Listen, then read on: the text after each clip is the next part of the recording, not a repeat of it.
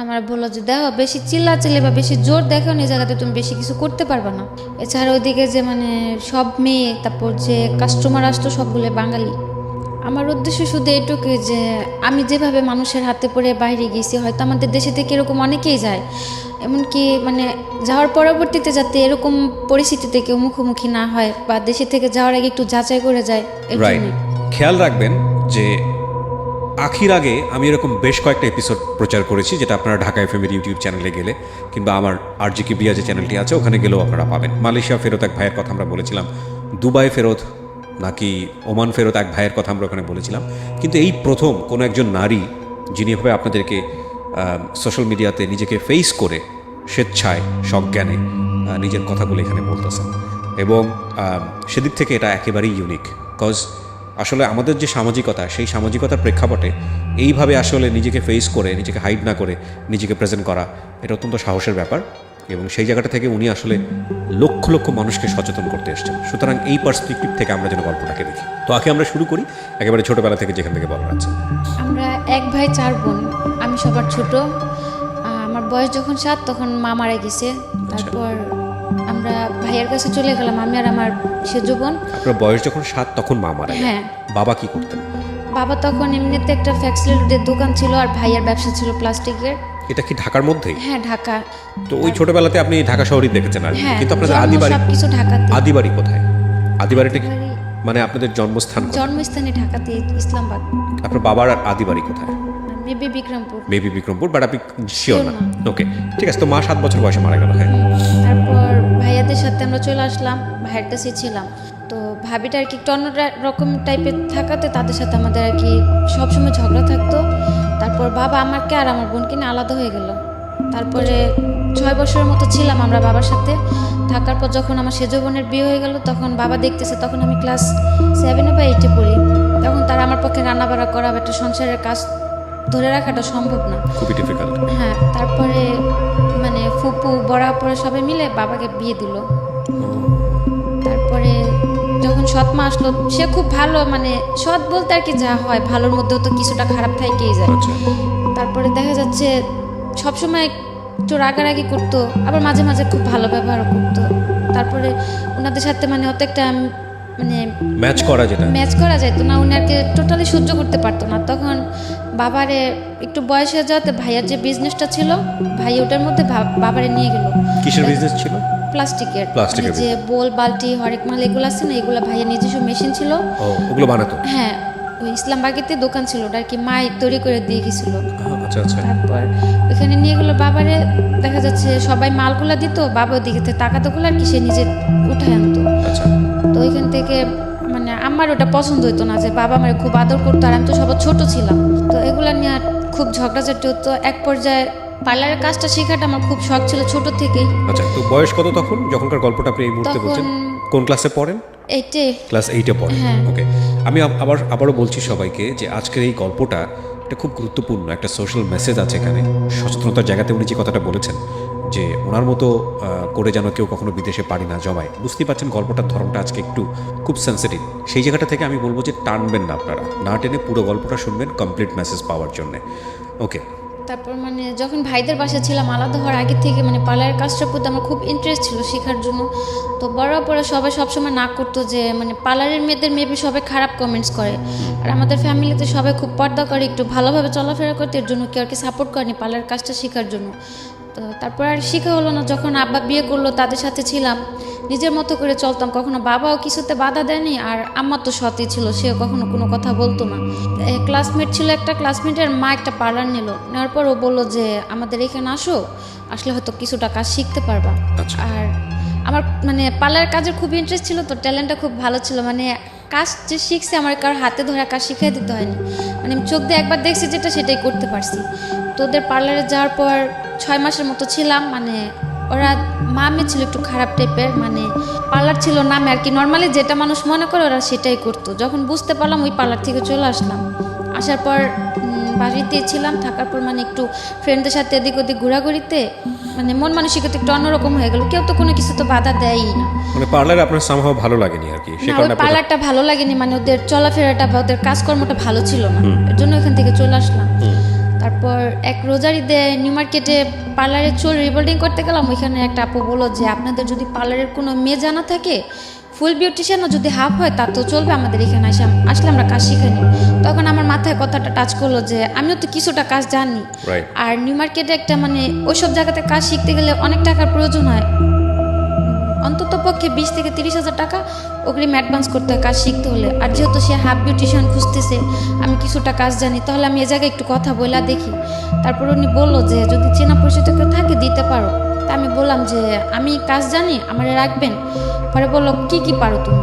বললাম যে দেখা যাচ্ছে আমাদের ওটা তো এলাকার পার্লার আর এটা তো মার্কেট সাইড, আমি কাজ ফুলই জানি, মিথ্যে কথা বললাম যে ফুলই জানি, হয়তো আমার এই জায়গাতে রাখে কিছুদিন কাজ শিখাই দিতে হবে এই জায়গার সিস্টেমটা করে। তো উনি বললো আচ্ছা ঠিক আছে। তারপর ওই জায়গাতে কাজে গেলাম। প্রথম আমার 2500 টাকা বেতনে রাখলো, তার 3 মাস পরে আমার স্যালারি করে দিল 9,000 টাকা। মানে আপনার কাজ দেখে? হ্যাঁ, মানে আমি তো বলেই গেলাম যে আমাদের কাজের সাথে তো মিলবে না, তো আমার যেভাবে দেখা দিয়েছে আমি ঠিক সেভাবেই কাজ করছি। তো 3 মাসের মাথায় বেতন ভালো হলো। প্রায় 6-7 মাসের মতো আমি ওই জায়গাতে কাজ করলাম বেতন বাড়ানোর পরে। বাসা থেকেও কেউ কিছু বলে নাই, যেহেতু ওটা বাইরের এলাকাতে কাজ করতেছি আর ওইসব জায়গাতে কাজ শেখাটাও ভালো। তারপর যাওয়ার পরে আমার একটা খালতো ভাই ছিল। ওই খালতো ভাই বলতে এদিকে আরেকটা কথা আছে, মানে আমার মার যে বড় বোনটা, ওদের ওই খালার 3টা ছেলের সাথে আমাদের 3 বোনের বিয়ে হয়েছে। আচ্ছা, প্রথমে মেজো আপু করছে আর কি, পরে যে আমরা 2 বোন বিয়েটা করছি, বলতে গেলে এটা একটা অ্যাক্সিডেন্ট। মানে হয় না যে মানুষ যে প্রতিনিয়ত একটা কিছুর জন্য দোষারোপ করতেছে, এক পর্যায়ে মানুষের মধ্যে কিন্তু একটা জিদ কাজ করে যে না আমি কিছু করতেছি না, প্রতিদিনই আমার দোষ হচ্ছে, তাহলে আমি সেই কাজটাই করি। তো আমার সেজো বোনটা আর কি এরকম কিছু একটা, আর আমার ওই বোনটার খুব রাগ, মানে অত্যন্ত পরিমাণে রাগ। ওরে প্রচুর এরকম টর্চার করা হতো যে ওর সাথে কথা বলবেন এই না সেই না, অথচ কিছুই করতেছে না। তো একদিন কথা কাটাকাটি হওয়ার পরে ও চলে গেল ওই খালতো ভাইয়ের সাথে। ও যাওয়ার পরে সিরিয়াল আসলো আমার, অথচ আমি কিছুই করতেছি না জায়গাতে, তো আমি আমার কাজকর্ম এগুলো নিয়ে বিজি। তারপর আমার সাথে কিছুটা ঝগড়াঝাটি হওয়ার পর ওই খালতো ভাইটা আমার পিছনে 4 বছর ঘুরছে, কিন্তু আমি কোনো কেয়ার করিনি, মানে ওসবের প্রতি আমার কোনো মাথাই ছিল না। হচ্ছে পার্লারের কাজ শিখতেছি নিজের মতো করে আছি, এগুলো নিয়ে আমার মাথা ব্যথা। তারপরে আমার সাথে ঝগড়া লাগে, তখন আমি নিউ মার্কেটের কাজটা ছাইড়া দিলাম। মানে কাজে যাওয়ার সময় একদিন বাসের থেকে কথা বলতেছি, ওই জানলা দিয়ে আমার ফোনটা ছুড়ে নিয়ে গেল। তারপর থেকে খুব ভয় পাওয়ার পর আমি আর কাজেই গেলাম না নিউ মার্কেটে। তারপরে 2-3 মাস থাকার পর আমি ওই আমাদের এলাকাতে একটা পার্লারের কাজে লাগলাম 3,000 টাকা বেতনে। ওইখানে কাজ করতেছি ভালোই। একটা ঈদের সময়, রোজার ঈদের সময় আমার সাথে আমার খুব ঝগড়া। তো উনি আমার বললো তুই বাসা থেকে বেরোয় চলে যা। আমার সৎ মা যেটা, আমি তো বাবার সাথেই থাকতাম, যেহেতু সবার বিয়ে হয়ে গেছে, শত কাপন হোক থাকার জায়গা ওইটাই ছিল। তো উনি আমার একটা থাপ্পড় দিল। তো উনি থাপ্পড় দেওয়াতে বাবা খুব রাগে গেল, আর আমার খুব কষ্ট লাগলো যে আমার মা মারা গেছে, আমি ছোটোতে বড় হয়েছে, হয়তো কোনো ভাই বোন বা বাবার হাতে আমি কখনো মার বা গালি কোনোটা খাইনি, বা কেউ আমার কোনো সময় জোর গলে একটা কথাও বলেনি। তো উনি একটা থাপ্পড় দেওয়া, তো আমি কিছু বললাম না। তারপরে আমি আমার খালতো ভাইটারে মানে বললাম যে দেখ আম্মা আমার লোক এরকম করে। ও আমার বললো কি যে তুই চলে আমি তোরে নিয়ে যাবো। মানে ওই সময়টা বিয়ে কি সংসার কি এগুলো তখন মাথায়ও নাই। ও বললো যে তুই চলে আমি তোরে নিয়ে যাবো। আমি বললাম কই নিয়ে যাবি? কইলা আয়া পর। তারপর যাওয়ার পরে ও ভালোবাসতো, কিন্তু আমার ভিতরে ওর জন্য কোনো ফিলিংস বা কিছু ছিল না। মানে ওই মুহূর্তে মানে খুব কষ্ট লাগলো। বোনদের কাছে বললো, ওরা এটা খুব রাগারাগি করবে, আমি চাই না আর কি ঈদের একটা সময় ঝগড়াঝাটি হোক। তো কারণে না বলতে পারে খালতো ভাইটারে বললাম। বলার পর ও বললো যে চলে, তা আমার মাথায় আর কিছু গেল না, আমিও চলে গেলাম, আমার সাথে কাপড় চোপড় নিয়ে চলে গেলাম। তারপর বিয়ে টিয়ে করলাম, 7 মাসের মতো আলাদা ছিলাম। মানে কাউকে জানালেন না? না। বাবা কেউ না? না, কেউ না। ও কাউকে জানায়নি? না, ওর ফ্যামিলি থেকে তেমনিতে সাপোর্ট ছিল না, যেহেতু আমার আগে 2টা বোন ওর 2টা ভাইয়ের কাছে আছে, আমি সিরিয়ালে 3, একটা ফ্যামিলিতে 3টা বোন বা ভাইটা কেউ নর্মালি মাইনা নিব না। তারপরে গেলাম আমি ওর সাথে, যেদিন পালায় গেলাম। কত বছর বয়সে বিয়ে করলেন? বয়সটা কত ছিল? কত সালে বিয়ে করছেন? 14 বছরে হবে। 14 বছর বয়সে। ওর বয়স কত? ওর বয়স ছিল 18 কি 19। বুঝতেই পাচ্ছেন যে খুবই মানে একেবারে টিনেজ বয়সের দুজনের সিদ্ধান্ত। হ্যাঁ, তা আমি 3 মাসের মতো ছিলাম আলাদা, কারোর সাথে যোগাযোগ নেই। হঠাৎ করে জানতে পারলাম যে এরকম আমার কারণে ওই ভরাপুরে দোলাবাই রেখে চলে গেল। তো ও আর কিছু বলেনি, ও বলছে যে থাক, হয়তো এটা আমার নসিবে ছিল না, থাকেনি, উনি আমার কোনো সমস্যা নেই, তোরা বিয়ে শাদী করছিস, তোরা তোর মতো ভালো থাক, এগুলো নিয়ে কোনো টেনশন করে কিছু নেই। ওইভাবে ছিলাম 7 মাস থাকার পরে ও এমব্রয়ডারি কাজ করতো। দুজনের বয়সটা যেহেতু কম ছিল আর সংসার জিনিসটাও বুঝতাম না, চলাফেরার একটু প্রবলেম ছিল। ও বললো কি যে মানে এমব্রয়ডারি কাজটা একটু মানে খারাপ যায় কুরবানিদের পরে, লাস্ট বছরের লাস্টের দিয়ে তখন ও বললো কি যে তুমি তোমার বোনের কাছে চলে যাও, আমি 3-4 মাস একটু বাইরে সাইডে যা কাজ করি, যদি আমার টাকা টুকা মিলে আমি তোমার আবার নিয়ে এসে করো। তো তখন আমি আবার ওরা বললাম যেহেতু আমি পার্লারের কাজ জানি, আমি খুব নর্মালি 4-5 হাজার টাকা বেতনে একটা কাজ করতে পারো, আর তুমি যদি 3-4 হাজার টাকা কাজ করে দুজনে চলা হয়ে যাবো, তা আলাদা হওয়ার কিছু নাই। মানে খুব রাগারাগি চিল্লাচিল্লি হইলো। তারপর এক পর্যায়ে আমার জোর করে আপুর বাসায় পাঠাইলো। পাঠানোর পরে দেখা যাচ্ছে যোগাযোগ একই এলাকাতে আছে কিন্তু আলাদা। ওরে যদি আমি বলি যে এভাবে কি থাকা যায়, মানুষ তো খারাপ বলে। আর আপু একা থাকে, ও কাজ কাম করতেছে একা থাকে, যেহেতু তোমার ভাইও চলে গেছে, ওর ঘরে বসে খাওয়াটা তো আর আমার সম্ভব না। আর ও টাকা টুকাও দিত না, বরং আমি কাজ করতাম আমার টাকা ওরও লাগতো। তারপরে ও বললো যে দেখো এখন তো আর সংসার করার বয়স না, এটা হচ্ছে একটা স্বাধীনতার বয়স। কে বলছে এটা? আমার হাজবেন্ড। ওকে। এখন এটা হচ্ছে একটা অল্প বয়স, মানে এখন বলতে গেলে আমি স্বাধীন, আর তোমার নিয়ে থাকতে গেলে আমি বন্দি হয়ে থাকতেছি। আমি যা করতেছি তোমার বলতে হইতেছে, আমার মাথায় একটা টেনশন থাকতেছে সবসময়, সংসার এগুলো আমি নিতে পারতেছি না, তুমি থাকো তোমার মতো করে। তারপরে এগুলা হওয়ার পরে ছিলাম আপুর কাছে, থাকার পরে ইন্ডিয়াতে গেলাম। ইন্ডিয়াতে আমার মানে ইন্ডিয়া যাওয়ার সিদ্ধান্ত নিলেন কেন? ইন্ডিয়া যাওয়ার প্ল্যানটা আসলো যে ও নিতে চাইতেছে না, আর এদিকে থাকলো সবার কথা শুনতে হইতেছে, কেউ ভালো বলতেছে কেউ খারাপ বলতেছে, আবার কেউ এরকম মন্তব্য করতেছে যে 3 বোন বিয়ে বসলাম, 1 বোনের সংসারটা ঠিক আছে, 2 বোনই থাকতে পারলাম না, কি বিয়ে করলাম। তো এক পর্যায়ে মানে বাধ্য হলাম যে আমি এদের মাঝে থাকবো না। তারপরে ওই ভাইয়ের কাছে আমি যোগাযোগ করলাম যে ভাই আমারে যদি পারেন কোথাও পাঠিয়ে দেন একটা বাসা বাড়ির কাজে, আমি যাই। এই ভাইটাকে আপনি চিনতেন কিভাবে? ওই ভাইটারে চিনতাম, ওই যখন আমি নিউ মার্কেটে পার্লার কাজ শিখলাম না, ওই বাসার ওইখান থেকে যাওয়া আসা করতাম, ওইখানে ওনার ক্লাব ছিল। আচ্ছা, কিসের club? Dance club. Dance club. ওখানে কি হতো? মানে উনি নাচ শিখাইতো পোলাপানদের, তারপর যে গায়ে হলুদে বিয়ে বাড়িতে নাচানাচি করে না মেয়েরা যায়, মেয়েরা ছেলেরা ওনার থেকে মানে ওনার সাথে কন্ট্যাক্ট করে লোক পাঠাইতো। তারপরে বাহিরে ও মেয়েরা বাইরে ডান্স করতে যায় না, এগুলো উনি পাঠাইতো। আচ্ছা। তারপর ওনার আমি বললাম যে ওনার সঙ্গে আপনার পরিচয় কিভাবে? পরিচয় কেন? একটা অনুষ্ঠানে গেছিলাম, ওইখান থেকে আর কি পরিচয় হয়েছিল। বিয়ের সাজানোর অনুষ্ঠান, সেই অর্থে পরিচয় হওয়া। পরিচয় হওয়া মানে ওর মধ্যে এমনিতে কথাবার্তা চলতো, ওনাদের বাসায় আমি গেতাম, ওনার মামারে খুব আদর করতো। এখানে একটা বিষয় খেয়াল করবেন সবাই, আমরা গল্পের ব্যাকগ্রাউন্ডে আছি যে কেন উনি বিদেশ গেলেন। উনি যে ঘটনার মধ্য দিয়ে আগাচ্ছেন, এরকম ঘটনা অনেকেরই আছে। হ্যাঁ, সো এই ঘটনাগুলোকে নিয়ে ওনাকে ক্রিটিসাইজ করার দরকার নাই বা ওনার দিকে আঙুল তোলার দরকার নাই। আমাদের মূল জায়গাটা হচ্ছে, গল্পটা বোঝানোর জন্য আমরা ব্যাকগ্রাউন্ডে আছি, মূল জায়গাটা হচ্ছে যে কোনো পরিস্থিতিতে পড়েই আপনি বিদেশ যান না কেন, সেই বিদেশ যাওয়াটা সিস্টেমেটিক আছে তো, বা বিদেশ যাওয়ার পরে আপনি যে অভিজ্ঞতার মুখোমুখি হচ্ছেন এটা কি আপনার কারণেই হচ্ছে, এই জায়গাগুলো ফোকাস করবেন। ঠিক আছে? সো দয়া করে সবাই ওনার দিকে অঙ্গুলি নির্দেশ করবেন না। হ্যাঁ, ওকে। হ্যাঁ, বলেন। তো ওর সাথে শেয়ার করলেন যে আমি কি করা যায়। তারপর আমি বললাম যে ভাইয়া আমার বাইরে পাঠিয়ে দেন, আমি চলে যাব। উনি আমার অনেক বুঝালো যে তোমার বয়সটা এখনো বাইরে যাওয়া। বাইরে কেন যাবেন আপনি? আপনার মাথায় কেন আসলো বাইরে যাওয়া? মানে আমি যে মানুষের এত কথা মানে নিতে পারতেছিলাম না, যে আপুরাও কেউ সাপোর্ট করতেছে না। মানে দেশের বাইরে কথা বলেছেন নাকি ইন্ডিয়া যাওয়ার কথা বলেছেন? ইন্ডিয়া যাওয়ার কথা আপনি বলেছেন? না, ওই ভাই বললো যে ইন্ডিয়াতে যাও। আপনি ওনাকে ফার্স্ট কি বলেছেন? যে আপনি যে কোনো একটা জায়গাতে একটা ভালো পরিবেশে আমরা পাঠালেই হবে। এটা কি দেশের বাইরে? হ্যাঁ। তো উনি যে দেশের বাইরে লোক পাঠাতো আপনি জানতেন কিভাবে? হ্যাঁ, ওই যে ওনাদের বাসায় আমি যাওয়া আসা করতাম, বাসা ছিল ওনাদের 2 তলা, ফ্যামিলি সবাই থাকতো, নিচতলা ওনার ক্লাবটা ছিল। ওখান থেকে মেয়েরা বাইরে যাইতো ডান্সের জন্য, যেভাবে যাইতে চাইতো সে ওইভাবে পাঠাতো। আচ্ছা। তো ওইভাবে আমার তারে বলা যে ভাই আমি তো ডান্স পারি না যে আমার ক্লাবে পাঠাবেন, আমার একটা বাসা বাড়ি বা যদি কোনো একটা ভালো কাজে পারেন আমার পাঠান। তো উনি আমার বুঝাইছিল যে যাওয়ার দরকার নেই, সবার বাইরের লাইফটা শ্যুট করে না, তো তুমি যাও না। বললাম যে ভাই আপনি তো পাঠাবেন, আর আপনি যেহেতু আমার এত আদর করেন, আপনার উপর আমার অতটুকু বিশ্বাস আছে, আপনি আমার খারাপ কোথাও পাঠাবেন না। তো ঠিক আছে, উনি বললো যে আচ্ছা ঠিক আছে। যেদিন বললাম তার বিকেল আমার বলতেছে কি তুমি চলে আসো, শুধু একটা 3 পিস নিয়ে একটা কাপড় নিয়ে বা বেশি কিছু না নিয়ে আসো। আমি বললাম আমি কই যাম? বললো যে তোমার বাইরে পাঠাও। তা আমি পুরো মানে অনেকটা আজও বললাম যে একদিনের মধ্যে কি কেউ বাইরে যাইতে পারে? উনি বললো যে পাসপোর্ট করা ছিল, আমার আগে থেকে পাসপোর্ট করা ছিল বললো। তো বলার পর আমি আর বেশি কিছু বললাম না। বাসা যে আপুটার কাছে ছিলাম, যেমন আমার 3টার দিকে বেরোইতে বলছে, আমি 2:30টার দিকে ওরা ফোন দিয়ে বলছি যে এরকম আমি বাইরে চলে যাম। তখন আমি জানি না আমি কোন দেশে যাচ্ছি বা কী কাজে যাচ্ছি, কী আসে বিষয় জানি না। তো যাওয়ার পরে উনি বললো যে আমরা ডাইরেক্ট পাঠাইতেছি, কিন্তু তারা আমার ব্ল্যাকে ইন্ডিয়াতে পাঠাইলো। আপনাকে বললো যে আপনি ইন্ডিয়া যাচ্ছেন? হ্যাঁ, আমি রাস্তাতে জানতে পারলাম, যাওয়ার পথে জানতে পারলাম না আমার ইন্ডিয়াতে পাঠাইতেছে। মানে আপনার জীবনটা এত সহজ মনে হয়েছে আপনার কাছে? আপনার বয়স কত তখন? 15-16 হবে। 15-16 বছরের বয়সের বাচ্চার কাছ থেকে, তো বাচ্চাই, শিশুই বলা চলে, টিনেজ বয়সের একটা মেয়ের কাছ থেকে এত কিছু এক্সপেক্ট করানো আমাদের উচিত হবে না। খেয়াল রাখবেন, দিস ইজ দ্য রিয়েলিটি। এবং জীবনে কখনোই মানে আমার জীবনে যা ঘটে গেছে পুরো দুনিয়াটাই এরকম, এভাবে জাজ করার কোনো দরকার নেই। ও যা করেছে 15 বছর বয়সে বা ওর জীবনে যেটা হয়েছে সেটা যে আরেকটা 15 বছর মেয়ের জীবনে হবে না, সেটাও মনে করার কোনো দরকার নেই।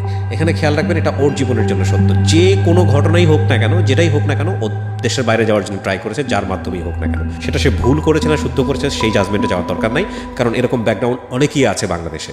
ঠিক আছে, ওর ফ্যামিলির সাপোর্টটাও ছিল না, এগুলো আমাদেরকে চিন্তা করতে হবে। ওকে, তো আপনাকে যাওয়ার পথে বললো যে আপনি ইন্ডিয়া যাচ্ছেন। ইন্ডিয়াতে গিয়ে আপনি কি করবেন? মানে তখন তো আমি মানে বললাম যে আমি তো ইন্ডিয়া যাওয়ার কথা বলিনি, বাংলাদেশ আর ইন্ডিয়া কতটুকু দূর, আর কেউ কি কাজের জন্য বা টাকার সন্ধানে কি কেউ ইন্ডিয়াতে যায় নাকি? আর সবচেয়ে বড় টার্গেটটা ছিল মানে তখন আর কি ভাবতাম কি মানে আমি তো সবার ছোট, আর কেউ তো ভালো মন্দ দিয়ে একটা পরামর্শ দিত না। মানে আমার কাছে খুব খারাপ লাগতো যে মানে আমি কি একটা ফ্যামিলিতে আসলাম যে আমার কেউ একটা সাপোর্ট করে না, বা আমার পাশে এরকম দাঁড়ানোর মতো কেউ একটা নাই। আর তার মধ্যে একা একা একটা বিয়ে করলাম খালতো ভাই, ও বিয়ের আগে এতটাই পাগল ছিল আমার জন্য, মানে কেউ যদি আমার একটা গালি দিত মনে হতো কি গালিটা কেউ অরে দিতেছে। বিয়ের পরে সব উল্টা হয়ে গেল। হ্যাঁ, তো আর কি ওইভাবে যাওয়া, তারপরেও তা ভাবলাম যে থাক ইন্ডিয়াতে যাইতেছি যাই, আমি তো টাকা দিয়ে যাইতেছি না। ও বলছিল কি যে ইন্ডিয়া থেকে আপনি কি করবেন? বলছে আমি যে কাজ করতে চাই আমার দুই কাজই করাবে। আপনার কি প্ল্যান ছিল, আপনি কি কাজ করবেন? আমি টার্গেট ছিল যে যেহেতু আবার আমাদের বাসাতে পাওয়ার মেশিন তারপর ফুড মেশিনগুলো ছিল, তো আমি ওগুলো চালাতে পারতাম, তারপর পার্লারের কাজ পারতাম, বাসা বাড়ির কাজে দিলাম তাও করতে পারতাম, যেহেতু মা ছিল না ছোট থেকে, সংসারের কিছুটা কাজ করে আমার অভিজ্ঞতা ছিল। তা আমার উদ্দেশ্য ছিল যাইতে আমি করতে পারবো, আল্লাহ হোক সেটা সেলাই মেশিনের কাজ বা হোক পার্লারের কাজ। সেটা ইন্ডিয়াতে কি করার দরকারটা কিন্তু বাংলাদেশেই করা যায়। সেটা তার আমি প্রথমে বুঝতে পারিনি আমার যে ইন্ডিয়াতে পাঠাইতেছে, আমি তো যাওয়ার পথে মাঝ পথে জানতে পারলাম, আর ওইখান থেকে ব্যাক আসা আমার পক্ষে পসিবল না। তো গেলাম, যাওয়ার পরে যে ওর সাথে ছিল আপনার? আমার সাথে আরেকটা মেয়ে ছিল। ও জেনে শুনে যাচ্ছিল ও নাকি? যাওয়ার পথে আমার বললো যে মানে ও কোন টাকা যাইতেছে 1 সপ্তাহের জন্য, মানে খারাপ কাজের জন্য। তা মানে আমি ভাবলাম যে থাক, তারা তো বলছে যে যে কাজের জন্য যায় ওই কাজের জন্যই যায়, ওটা যার যার ব্যক্তিগত ব্যাপার। তা আমি ওটা নিয়ে মানে মাথা বেশি করলাম না। যাওয়ার পরে যে ভাইদের বাসায় ছিলাম, পরে যাওয়ার পর দেখতে পেলাম যে মানে উনিও মেয়েদের 2 নাম্বার ব্যবসা করে। ওকে, ওদেরকে যাওয়ার পরে মানে ছিল ওনার হয়তো মানে মেয়েদের ব্যবসাটা ছিল, কিন্তু উনি আমারে তার জন্য নেয়নি, ওনার ছোট একটা বাচ্চা ছিল, তো ওই বাচ্চাটা দেখাশোনা করার জন্য উনি আমারে রাখলো। মানে আমি তার বাসাতেই ছিলাম, অন্য মেয়েদের সাথে আমার কোথাও দিল না। তো এখানে 7 মাস ছিলাম, থাকার পরে মানে বাড়ি আসার জন্য হঠাৎ করে মানে বাড়ির জন্য মানে খুব খারাপ লাগলো। তারপর ওনার আমি বললাম আমার বাড়ি পাঠা দেন। এই 7 মাস আপনি কি কাজ করেছেন ওখানে? ওনার বাসায় ছিলাম, বাসায় ওনার যে ছোট বাচ্চাটা ছিল ওই বাচ্চাটা দেখাশোনা করতাম, আর এমনিতে বাসা টুকটাক কাজ করতাম, ভাবি রান্নাবাড়ি করতাম। আমি আগে ইন্ডিয়ার কোথায় এটা? বোম্বাইতে। বোম্বেতে? আপনার পাসপোর্ট করা ছিল না? আমার তো যে নদী পার করে নিল পাসপোর্ট। কিভাবে নিয়েছে বলেন তো, এগুলো খেয়াল করেন। হ্যাঁ, এখান থেকে যে পারুলিয়া নাম বলে একটা সম্ভবত দেশ আছে, আর অনেক আগের তো পুরাটা মনে নেই, আপনি জাস্ট ওইটুকু মনে আছে আমার সাথে শেয়ার করেন। পারুলিয়াতে ছিলাম, পারুলিয়া যাওয়ার পর ওই কিন্তু এখানে তো আমাদের যতদূর জানি যে বর্ডার পাস করতে হয় বা যেভাবে জানা ওই যে ওই রাত্রে যে পেঁয়াজ তারপর রসুন টসুন অনেক কিছু নদীর উপর দিয়ে পার করা, আর বর্ডারটা খুব বেশি একটা ছিল না, হাইস্ট গেলে 2 ফুট কি 3 ফুট হবে এতটুকু জায়গা আমাদের মানে পানি দিয়ে হাঁটা নিয়ে গেছি। আচ্ছা, জাস্ট ওটুকুই পার হয়ে? হ্যাঁ, ওইটুকু পার হওয়ার পরে কলকাতা ঢুকে গেলাম। ঢুকে যাওয়ার পর ওইখানে মানে ছবি টবি তুলে ওই কলকাতার একটা আইডি কার্ড বানিয়ে দিল। কে করলো এটা? ওই তাদেরই লোক ছিল কলকাতাতে, তারাই হয়তো সরকারি লোকের সাথে হাত করা ছিল, তাদের একটা কার্ড বানিয়ে দিল, ন্যাশনাল কার্ড বানিয়ে দিল। ওটা আপনি কলকাতার মানুষ? হ্যাঁ, তারপর ওই কার্ড দিয়ে ওই কার্ড দিয়ে আমি যে কোনো জায়গায় যেতে পারতাম। মানে এগুলো সব ওদের সেট করা? হ্যাঁ, ওদের সেট করা। ইন্টারেস্টিং, এগুলো তো আমার জানা ছিল না। ওই আইডি কার্ড দিয়ে যেমন হাওড়াতে যাওয়ার পরে টিকিট কাটলো মুম্বাইতে, তারপরে ট্রেনে করে মুম্বাইতে গেলাম।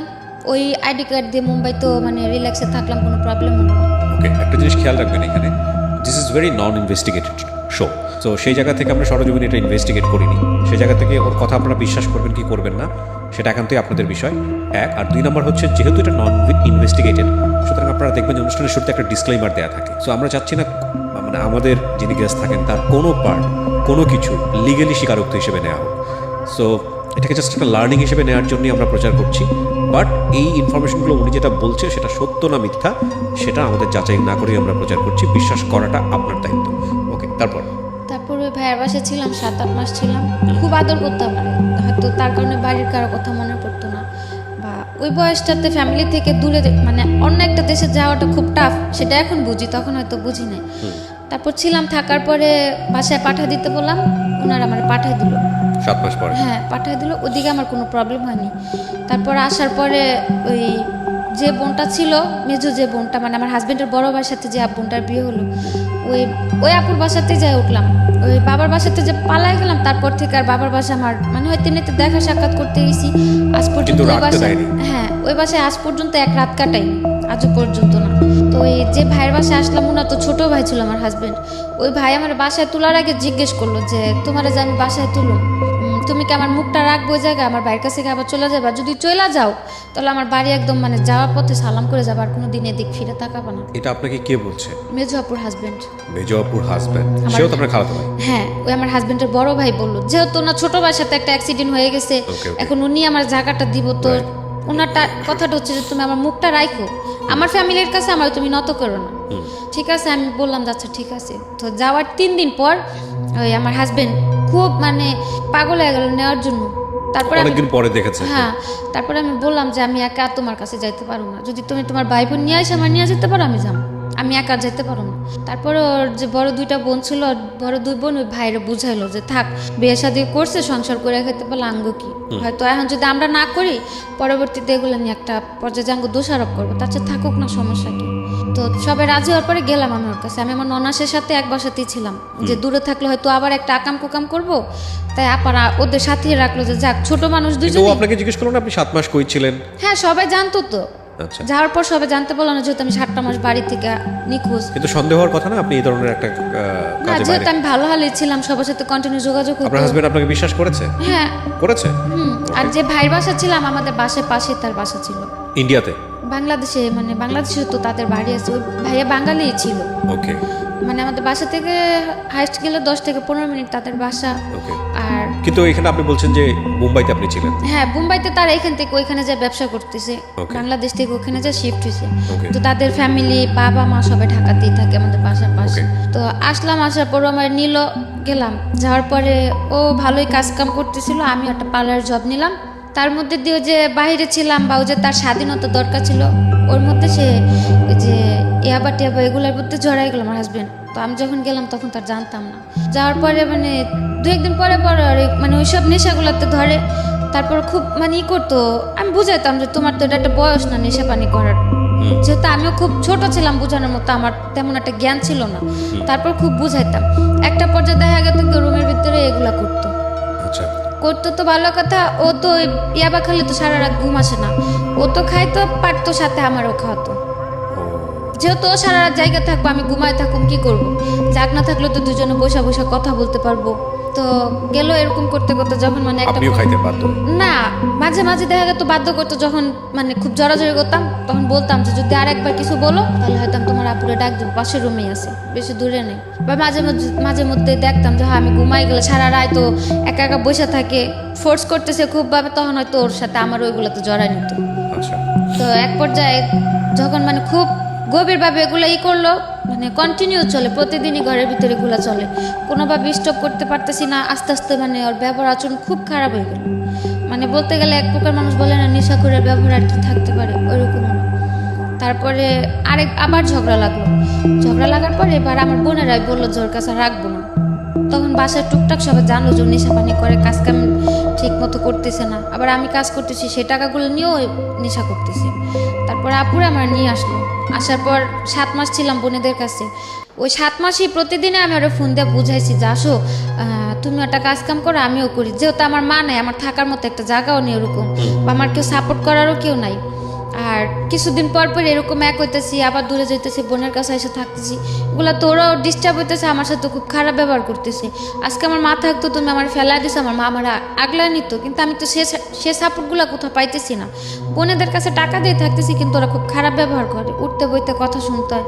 তো খালি হাসতো আর বলতো কি যে একসময় তোর পিছনে আমি খুব ঘুরছিলাম, 3-4 বছর আমি তোর পিছনে পাগলের মতো ছুটছি, কিন্তু তুই আমার কোনো মূল্য দেস নেই। এখন আমি সেই প্রতিশোধ নিই। হ্যাঁ, এখন সেগুলোর প্রতিশোধ এগুলা। তাই আমি বলতাম যে প্রতিশোধের কি আছে, তখন তার আমি তোমার এমন না যে বলছি যে হ্যাঁ আমি তোমার ভালোবাসি এই সেই বলে তার আমি পিছনে ঘুরে নি, তোমার ভালো লাগছে তুমি ঘুরছো, কিন্তু তখন তো তোমার সাথে আমার সম্পর্ক ছিল না। যখন থেকে সম্পর্ক তখন পর্যন্ত তো আমি যথেষ্ট চেষ্টা করছি যে সম্পর্কটা টিকা রাখার জন্য, সংসারটা জোড়া রাখার জন্য, তখন তার আমি খারাপ কিছু করিনি। ও শুধু হাসতো আর এই কথাটাই বলতো, মনে করো না এখন তোমার রাত আমার দিন। তো এক পর্যায়ে যে মানে খুব খারাপ লাগলো যে ওর জন্য আমার সেজ বোনের সংসারটা ভেঙে গেল, ওর জন্য আমি বোনদের কাছে বারবার ছোট হইতেছি, আর ওরও আমি কোনোভাবে বুঝার সংসারটা ঠিক করতে পারতেছি না। তো যাক, আমার কারণে যেহেতু আমার বোনটার লাইফটা নষ্ট হয়, আজও পর্যন্ত ও বিয়ে করেনি। সেজ আপুর কাছে থাকে, কাজ করে, সেজ আপুর কাছে থাকে। তো মাঝে আবার একটু কথা রয়ে গেছে যে ভাইয়ের দোকানে যে বাবা ব্যবসাতে ছিল না, ভাই মাঝে স্ট্রোক করলো, বাবারে বের করে দিল ভাইয়ের দোকান থেকে। তারপর বাবা রিক্সা চালাতো, তারপর এদিকে বাবা রিক্সা চালায়, দ্বিতীয় দিকে সে যৌবনের সংসারটা আমার জন্য ভেঙে গেল। মানে এদিকে হাজব্যান্ডও খারাপ ব্যবহার করতেছে, আর আমি তখন কাজ করতাম 5-6 হাজার টাকা বেতনে একটা কাজ করতাম, আমার তো সম্ভব হতো না সবারই হেল্প করার জন্য। তো একটা পর্যায়ে আমি খুব করলাম যে থাক, আমি তো আমার নিজের লাইফটা সেটেল করতে পারলামই না, তো আমি বাইরে চলে যাই, যাই হয়তো যদি আমি একটা ভালো বেতনে কাজ করতে পারি, আমার বাবার একটা ছোটোখাটো দোকান দিয়ে দিলাম, আর আমার সে যৌবনটার কিছু টাকা খরচ করলে হয়তো ওর একটা ভালো জায়গায় বিয়ে শাদী দেওয়া যাবে। উদ্দেশ্য কিন্তু মহৎ, উদ্দেশ্য মহৎ। হ্যাঁ, আমি চলে যাই, যেহেতু আমি সবার ছোট, আর আমার সেজ বোনটা মানে ছোট বলতে কি, মানে আমরা যে 4-5 ভাই বোন, মানে সবার মধ্যে আমি বলতে গেলে একটু কঠোর, মানে আমি যে কোনো জায়গায় যে কোনো পরিস্থিতিতে নিজের তৈরি করে নিতে পারি, কিন্তু আমার যে সেজ বোনটা খুবই মানে নরম, বলতে গেলে খুবই নরম। ও কারোর সাথে দুটো কথা বলতে গেলে একবার জায়গায় 10 বার চিন্তা করে কথা বলে। তো সে জায়গা থেকে আমি ভাবলাম যে যদি আমি বাইরে চলে যাই, আমার দ্বারা যদি আমার বাবাটা একটু ভালোভাবে থাকতে পারে, আর আমার বোনটারও বিয়ে হয়ে যায়, তো এগুলো টার্গেট করে আমি ওই ভাইয়ের কাছে আবার গেলাম। যার পর বললাম যে ভাইয়া, আমি ইন্ডিয়া সব ছোটো কোনো জায়গায় যাবো না, আমার অন্য কোনো একটা ভালো জায়গায় পাঠান, যাতে আমি আমার ফ্যামিলিটার জন্য অন্তত কিছু করতে পারি। আমি আমারই নিয়ে চিন্তা করি না, কারণ আমি একা সবার ছোট মানুষ, আমি একা একটা মানুষ, আমি হয়তো মানুষের বাসায় কাজ করে খেলেও খাইতে পারবো, হয়তো আমি আমার বাবাটার আর বোনটার লাইফটা যদি সেটেল করে দিতে পারি, তাহলে হয়তো আমার কাছে নিজে খুব ধন্য মনে হইব। তো তারপর উনি বললো যে আচ্ছা ঠিক আছে, পাসপোর্ট দিয়ে যায়, আমি দেখি। তো দিয়ে আসলাম পাসপোর্ট দিয়ে আসার 1 মাস পরে ওই শববরাত্রির দিন আমারে ফোন করলো যে আমার পাসপোর্টে ভিসা লাগছে মালয়েশিয়ার। তো আমি জিজ্ঞেস করলাম কি কাজ মালয়েশিয়ার, পরে বললো যে তুমি মালয়েশিয়াতে পার্লারের কাজ করতে পারবে। তা আমি বললাম আচ্ছা ঠিক আছে। তারপরে আমি বাসার সবারে ওই শববরাত্রি নামাজের পরে, মানে আমার ফোনেও ছবি পাঠাইছিল যে মালয়েশিয়ার ভিসা আসছে, ওই ছবিটা সবাই দেখালাম যে এরকম মালয়েশিয়া চলে যাম। তারপর সবাই খুশি যে এই মালয়েশিয়া যাও কি এই ভাইয়ের মাধ্যমেই? এই যে ভাই পার্লারে কাজ করতো? না, ওই যে ক্লাবে ছিল যে ভাই, যে ভাইটা আপনাকে ওই আপনি ক্লাবে পরিচয় হলেন, যে আপনাকে ইন্ডিয়া পাঠিয়েছিল একটু আগে, সেই ভাই। ওকে। তার 15 দিন পর আমার টিকিট আসলো। তো আপনি ওই ভাইকে বিশ্বাস করলেন কিভাবে? আপনাকে এর আগে পাঠিয়ে দিল ইন্ডিয়াতে, এরকম একটা জায়গা। ইন্ডিয়াতে পাঠালো, তখন তো আর তাদের পরিবেশটা খারাপ ছিল, কিন্তু আমার সাথে তো আর কেউ খারাপ কিছু মানে করেনি, আপনাকে আমি তো তো ভালো ইনভলভ কাজ করেনি। করলাম। আচ্ছা। সেজন্য ট্রাস্টটা ছিল, যেহেতু খারাপ পরিবেশে তো মানুষ ভালো কাজ করেছে আমার সাথে তো কোনো অত্যাচার বা খারাপ কিছু হয়নি। ওই বিশ্বাসে আমি বললাম যে ভাই আমার আবার কোথাও পাঠা দেন, কিন্তু আমি ইন্ডিয়া এসব জায়গায় কোথাও যাবো না। ওকে। পরে ভিসা আসলো 2017 জুনে। আপনি টাকা দিয়েছিলেন? না, আমার কোনো টাকা নেই। টাকা ছাড়াই ভিসা? হ্যাঁ। কোথায়, কোন দেশে? মালয়েশিয়াতে। ওকে। পাসপোর্ট করা ছিল আপনার? হ্যাঁ, পাসপোর্ট আমার করা ছিল। তারপর ওই 18 তারিখে বললো যে জুনের 1 তারিখে প্রথম ফ্লাইটটা ছিল, জুনের 1 তারিখে। পরে আমার ফোন দিয়ে বললো যে এরকম জুনের 1 তারিখে তোমার ফ্লাইট, তোমার শপিং কিছু করা লাগলে তুমি করে নাও। তো আমি বললাম যে আমি শপিং করবো, আমার কাছে টাকা টুকা নেই, যদি কিছু নিতে হয় ওনাদের বলেন আমার টাকা দিয়ে নিতে, আমি যাওয়ার পর কাজ করলে আমার বেতন কাইটা রেখে দিব। কিসের কাজ ছিল? বলছিল পার্লারের কাজ। ওকে। তারপরে আমার 10,000 টাকা দিছিল, তো যাওয়ার জন্য আমি একটা লাকেজ বা টুকটাক কিছু শপিং করলাম যে যাওয়ার জন্য। তারপর 1 তারিখে ফ্লাইট ছিল, 1 তারিখে আমি বেরোলাম। আমারে বললো মানে 9টায় ফ্লাইট ছিল, অন্তত 3 ঘন্টা আগে তো এয়ারপোর্টে যে উপস্থিত থাকতে হয়। তো তারা আমারে বললো কি যে 7টার দিকে তুমি রুম থেকে বেরো। তো 7টার দিকে বেরোয় তো আর ওই 9টার ফ্লাইটে যা পৌঁছানো সম্ভব না, রমজানের মাস, রাস্তাঘাটও মানে ট্রাফিকে প্রবলেম থাকে। তারপর অর্ধেক পথ যাওয়ার পরে তারা বললো যে তুমি যা পৌঁছাতে পারবে না, টিকিট এটা ক্যান্সেল হয়ে গেছে, তুমি বাসায় চলে যাবে, আবার অন্য কোনো মানে ফ্লাইটে যেতে হবে, অন্য কোনোভাবে টিকিট করতে হবে। তারপর যাওয়ার পরে জুনের 18 তারিখ আমার কনফার্ম ফ্লাইট হলো। 2017? তারপরে 2017-তে জুনের 18 তারিখে আমি মালয়েশিয়াতে গেলাম। যাওয়ার পর 2-3 দিন রেস্ট করতে দিল। যাওয়ার পর কোথায় উঠলেন? যাওয়ার পর যে ভাড়া নিল তাদের বাসায় নিয়ে গেল। বাঙালি? হ্যাঁ। আচ্ছা। তারপর ওনাদের বাসায় গেলাম, যাওয়ার পরে আমি গেছিলাম, আমার সাথে আরও 2টা ফ্যামিলি, মানে আমার তো ট্যুরিস্ট নিয়েছিল প্রথমে। তারপর গেলাম, যাওয়ার পর আমার মানে ট্যুরিস্টে নিল, আমার যেমন আমার ওয়াইফ বানালো, আমার সাথে আরেকজনের হাজব্যান্ড বানালো, এরকমভাবে 3টা ফ্যামিলি গেলাম আমরা। আপনাকে ওয়াইফ বানিয়েছে, আরেকজনকে হাজব্যান্ড, মানে হাজব্যান্ড ওয়াইফ হানিমুন ভিসাতে, মানে ট্যুরিস্টে ঘুরতে যেতেছি। ওকে। ওইভাবে করে নিল। এই কার্ড বের করেছে, এই কাবিননামা টাবিননামা এগুলো বের করেছে? হ্যাঁ, ওনারা এই সবগুলো বের করে নিয়েছে। ওরাই বের করে দিয়েছে? হ্যাঁ, আমার কিচ্ছু করতে নেই, শুধু আমি পাসপোর্ট জমা দিলাম আর মালয়েশিয়া চলে গেলাম। আর মাঝে যে কাজগুলো ছিল ওই কাবিননামা, তারপরে হোটেল বুকিং টুকিং, এগুলো তো শো করতে হয় এয়ারপোর্টে, যে হানিমুনে যাইতেছি, কোথায় যে উঠবে, এগুলো তো শো করতে হয়। তারপরে টাকাও শো করতে হয়, ওগুলো সব তারাই করবে। তো আপনি বলতেছিলেন না যে এগুলো যে 2 নাম্বার, এগুলোর কোনো প্রকার কোনো বিপদ হবে কিনা? না, ওনারা বলছে যে মানে নর্মালি কাজের, মানে মেয়েদের কাজের জন্য নর্মালি মালয়েশিয়ার কোনো ভিসা নেই, মানে যে যেমন সৌদি আরব অন্যান্য রাষ্ট্রে যেমন মানে টুরিস্ট ভিসাতে যাবে, তারপরে হ্যাঁ, গিয়ে তারপরে যা করে তারপরে যদি ভালো কাজ হোক খারাপ কাজ ওটা যার যার সিদ্ধান্ত। হ্যাঁ, যেমন লোকের কাছে যা পাবে সে তেমন কাজ করব। তারপর গেলাম, যাওয়ার পর 3টা ফ্যামিলি গেলাম, 3টার মধ্যে 2টা এয়ারপোর্টে আটকায় দিল, মালয়েশিয়ার এয়ারপোর্টে ইমিগ্রেশনে। তো আমাদের কোনো প্রবলেম নেই, আমরা বের হয়ে গেলাম। ইমিগ্রেশন পার হয়ে যখন এয়ারপোর্ট থেকে বের হবো, ওই এয়ারপোর্টের 2টা এমনি লোকাল পুলিশ ছিল, ওই পুলিশগুলো মানে আমার সাথে যে ছেলেটা ছিল, ছেলেটা জিজ্ঞেস করলো যে ইংলিশে জিজ্ঞেস করলো যে তোমাদের এজেন্ট আছে? ও কিছুই বুঝলো না, কিন্তু ঠাস করে বলে দিল যে ইয়া এজেন্ট। তো পুলিশ ভাবলো কি যে মানে সম্ভবত এজেন্ট আছে, আমাদের দুজনকে নিয়ে সাথে সাথে পুলিশের গাড়িতে তুলে দিল। তো পুলিশের গাড়িতে? হ্যাঁ, এয়ারপোর্ট থেকে বের করে পুলিশের যে গাড়িগুলো নর্মালি ওগুলো তো উঠাইলো। তো উঠানোর পর তো মানে আমার খুব রাগ হচ্ছে, এক প্রকার তো রাগ হচ্ছে, দ্বিতীয়ত হচ্ছে খুব কান্না করতে ইচ্ছে করতেছে যে ভাষা পারি না, মাত্র আসলাম, আর এখন যদি পুলিশে ধরে তার আগে ছুটা নিব না, কি হবে, কি একটা মানে টেনশন। তারপরে ওই ছেলের কাছে সিম দিছিল, মালয়েশিয়ার সিম। তো ওই সিম চালু করেছিল, আমার কাছে যে ভাইয়ের নাম্বার ছিল না, আমি ফোন দিলাম, তখন মালয়েশিয়ার টাইম সকাল 7টা বাজে। তো ফোন দিলাম, ফোন দেওয়ার পর ওই আপুটা ফোন রিসিভ করলো, ভাইয়ার ওয়াইফ। রিসিভ করার পর আমি অনেক চিল্লাচিল্লি করলাম যে কিরকম অশিক্ষিত একটা লোক দিয়েছেন সাথে, সারা ইমিগ্রেশন পার করে আইসা মানে আর এক পা গেলে এয়ারপোর্ট থেকে বেরোয় গেছি, মেন গেটের সামনে এসে কি বললো, পুলিশ এখন গাড়িতে তুলে রাখছে। তারপর বললো যে আচ্ছা ঠিক আছে, সমস্যা নেই, ইমিগ্রেশন পার হয়েছে? বললাম হ্যাঁ। পরে বললো পাসপোর্টের ইমিগ্রেশনের থেকে সিল দিয়েছে, মানে একটা চপের মতো দেয়, ওটা দিয়েছে? আমি বললাম যে হ্যাঁ দিছে। তাহলে আর কোনো সমস্যা নেই, ওটা তোমাকে নিয়ে এমনি ঘুরে আগে ছাইড়া দিব, তোমাকে জেলে আর ঢুকাইতে পারবো না, কিচ্ছুই না, রাগারাগি কোনো, নর্মাল থাকো, দেখা যাতে বুঝতে না পারে যে তোমরা ভয় পেতেছো বা কিছু একটা। তো বললাম যে ঠিক আছে। তো 1 ঘন্টা 1.5 ঘন্টার মতো ঘোরাঘুরি করার পর যে এজেন্টের মাধ্যমে আমরা গেলাম, মানে সাথেও একটা লোক ছিল আমাদের, ওই লোকটা তারপর ওই মালয়েশিয়ার রিঙ্গিত 4000 রিঙ্গিতে আমাদের দুজনের ছুটা নিল এয়ারপোর্ট থেকে ঘুষ দিয়ে। তারপরে বাসাতে গেলাম, যাওয়ার পরে ওই দিন আর কিছু হয়নি, সকালবেলা আমি ফ্রেশ হয়ে রেস্ট করলাম, যেহেতু 2-3 দিনের জার্নি। তারপর ছিলাম, গেল 1 সপ্তাহ মতো রেস্ট করলাম। রেস্ট করার পরে ওই আপুর সাথে কথা বলতে বলতে একটু ফ্রি হলাম। মেন যে লোকটা ছিল ওই আপুটাই, আর ভাইয়াটা মানে যেমন ওনারাও গার্লফ্রেন্ড বয়ফ্রেন্ড ছিল, হাজব্যান্ড ওয়াইফ না, মানে মেয়েটা যেমন ব্যবসা করতো ওই ভাইয়াটা তাকে সাপোর্ট করতো। হ্যাঁ, যে মেয়েটা ব্যবসা করতো উনিও বাঙালি। তো আমি বললাম যে আপু 1 সপ্তাহ হয়ে গেছে, তো আমার কোথায় কাজে দিবেন বা কি কিছু তো বললেন না। মানে বললো থাকতে থাকো, তোমার তো সমস্যা নেই, তুমি থাকতে থাকো, সময় হলে আমি তোমার কাজে পাঠাবো। তো আমি আর কিছু বলিনি, ভাবলাম হয়তো যেহেতু বললাম সে পার্লারের কাজ, হয়তো যে প্রসেসটা আমার কাজে দেবে ওই জায়গাটা খালি নেই। ওই একদিন রাত্রে আমার বলতেছে যে তুমি রেডি হও, তোমার কাজে যাইতে হবে। তা আমি বললাম যে রাত্রেবেলা আমি কিসের কাজে যাব? পরে বললো যাও। তো যাওয়ার পরে দেখি যে মানে ওই জায়গাতে আর কি, যে জায়গাতে মেয়েরা কাজ টাজ করে ওই জায়গাতে আমার নিয়ে গেছে। তারপরে আমি বললাম যে আমার এই জায়গায় নিয়ে আসছেন কেন?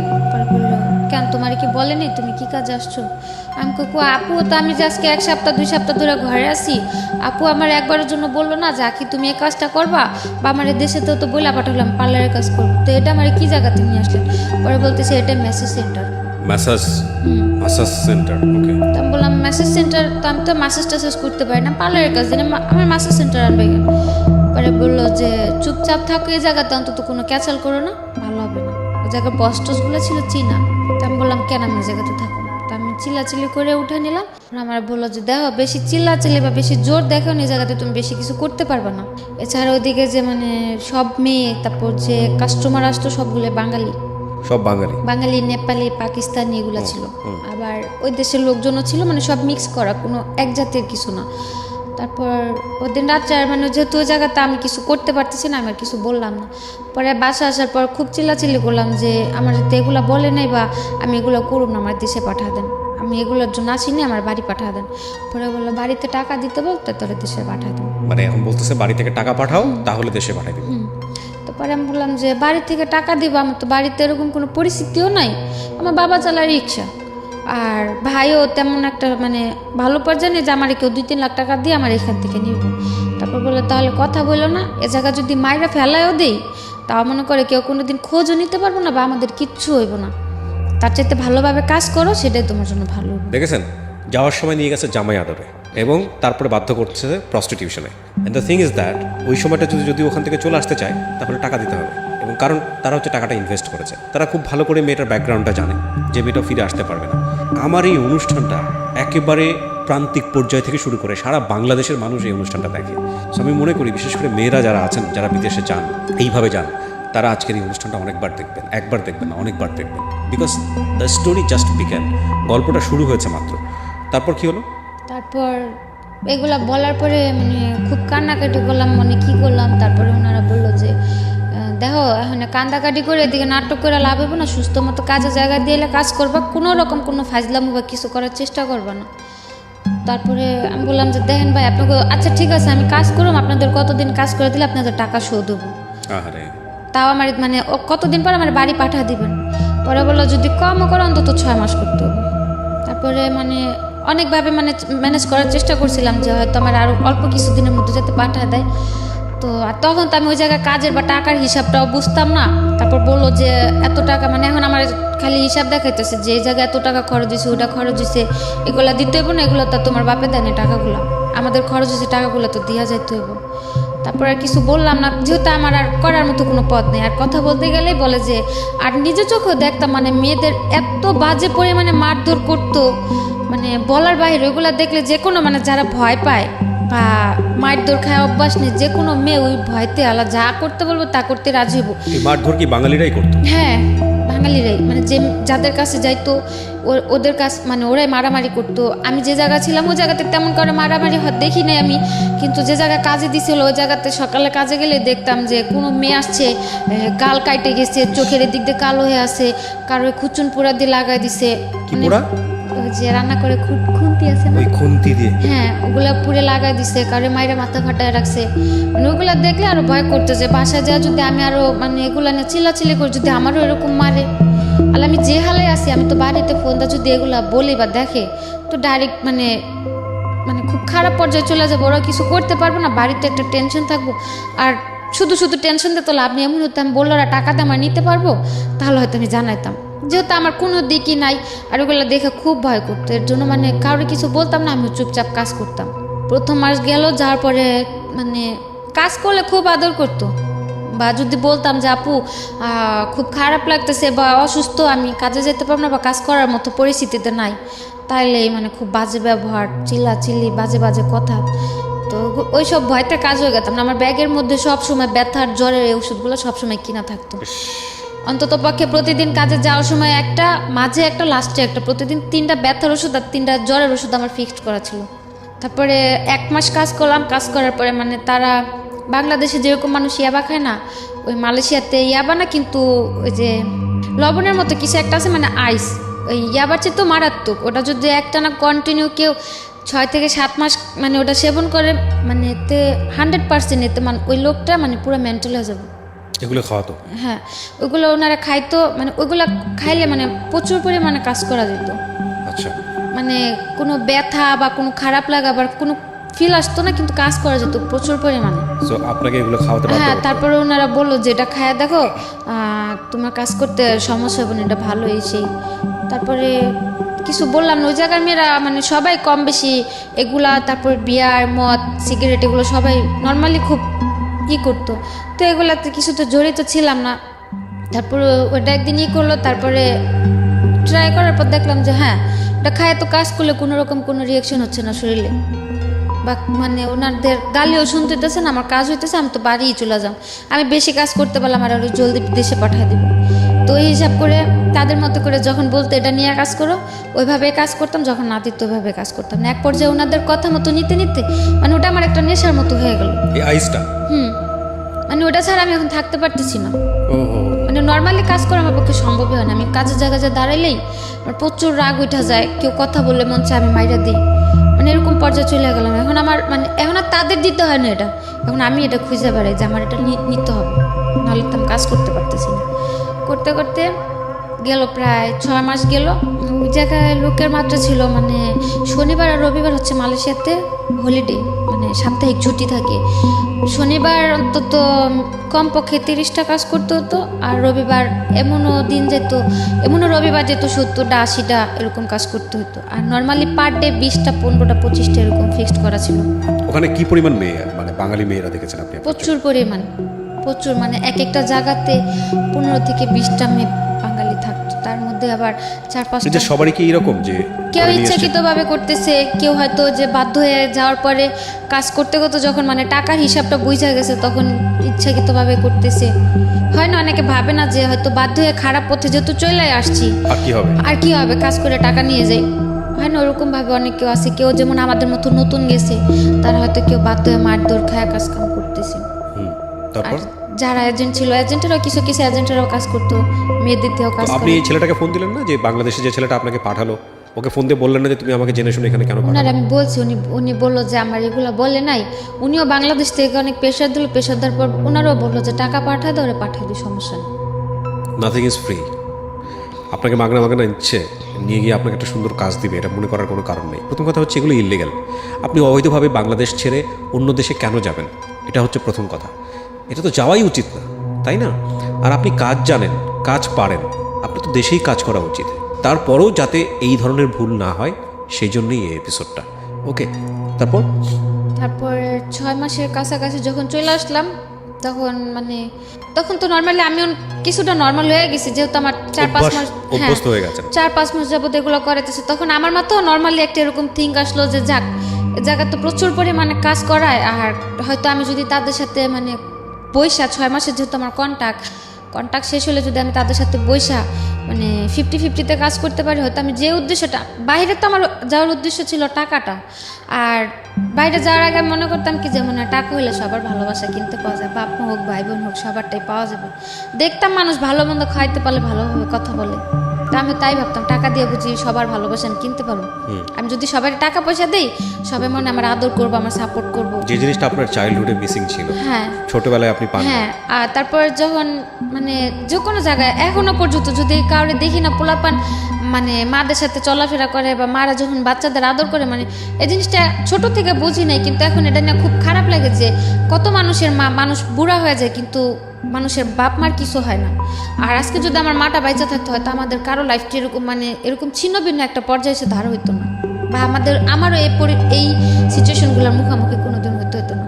তো এই জন্য আপনার মনে হয়েছে টাকা ইনকাম করি, হ্যাঁ, টাকা ইনকাম করলাম, যদি সবাই টাকা পয়সা দিতে পারে, সবাই বুঝে আমার একটু আদর করবো, হোক না টাকার বিনিময়ে, তারপর সবার থেকে একটু ভালো ব্যবহার তো আমি পাবো। তো যখন 6 মাস গেল তখন আমি ভাবলাম যে থাক, আমি তো এই জায়গাতে কি খারাপ হলে আসি ভালো হালে আসি তা তো আর কেউ দেখতেছে না, সবাই তো মনে করে আমি খুব ভালো হালে আসি। তো ওনাদের সাথে একটা বৈশা আন্ডারস্ট্যান্ডিংয়ে যা দেখি যদি আমার টাকা টোকা দিয়ে কাজ করা যায়, আমি আর কিছুদিন কাজ করে বাবার একটা দোকান দিয়ে দিই, আর বোনের জন্য কিছু টাকা ক্যাশ করে আমি বাড়ি চলে যাম। যেহেতু আমার যা হওয়ার তা তো হয়েই গেছে, এখন আমি বাড়ি যদি শূন্য হাতে চলে যাই, হয়তো আমার কিছুদিন পরে আবার একটা স্টেপ নিতে হবে, বা দেশে এসে ওই কম বেতনে কাজ করে আরও কথা শুনতে হবে যে 5-6 মাস বিদেশ থেকে আসলাম, কি করলাম, মানে সব দিক দিয়ে চিন্তা ভাবনা করে আমি ওনাদের সাথে বসলাম। একদিন বসার পর বললাম যে আপনারা তো আমার 6 মাসের কন্ট্রাক্ট, আর 6 মাস তো শেষ, তো আমি যদি এখন বাড়ি চলে যেতে চাই বাড়ি পাঠা দিবেন? পরে ওনারা বললো যে যদি চলে যেতে চাও পাঠা দেন, যদি থাকতে চাও থাকবা, আমাদের কোনো সমস্যা নেই। আর যেহেতু আমি ভয়ে কাজ করতাম, ওনাদের দ্বারা আমার কোনো টর্চার করতে হয় না বা খারাপ কোনো ব্যবহার ওনার আমার প্রতি কখনো যায়নি। আর আমার খুব আদর করতে এই কারণে, মানে আমার যে জায়গায় কাজে দিয়েছিল ওই জায়গায় কেউ বলতো না আমি যে বাঙালি, কালো এত সবাই মনে করতো কি ইন্ডিয়া, তো এই কারণে মানে প্রচুর কাজ হইতো, আর কাজের জায়গায় সবাই অনেক আদর করতো, বস্টস যারা ছিল, এই কারণে আমার ওই এজেন্টগুলো আমার খুব আদর করতো। ওনারাও মানে ওই 6 মাস আমার সাথে ওরকমভাবে ছিল যাতে আমি 6 মাস পর থাকতে রাজি হই। তারপরে ওনারা খুব আদর করতো, মানে ওনারা আমার এরকমভাবে রাখছে বা বুঝাইছে যে তুমি যদি থাকো ভালোভাবে থাকবা, এটা সেটা, বা আমিও ছিলাম, দেখলাম তো ভালোই।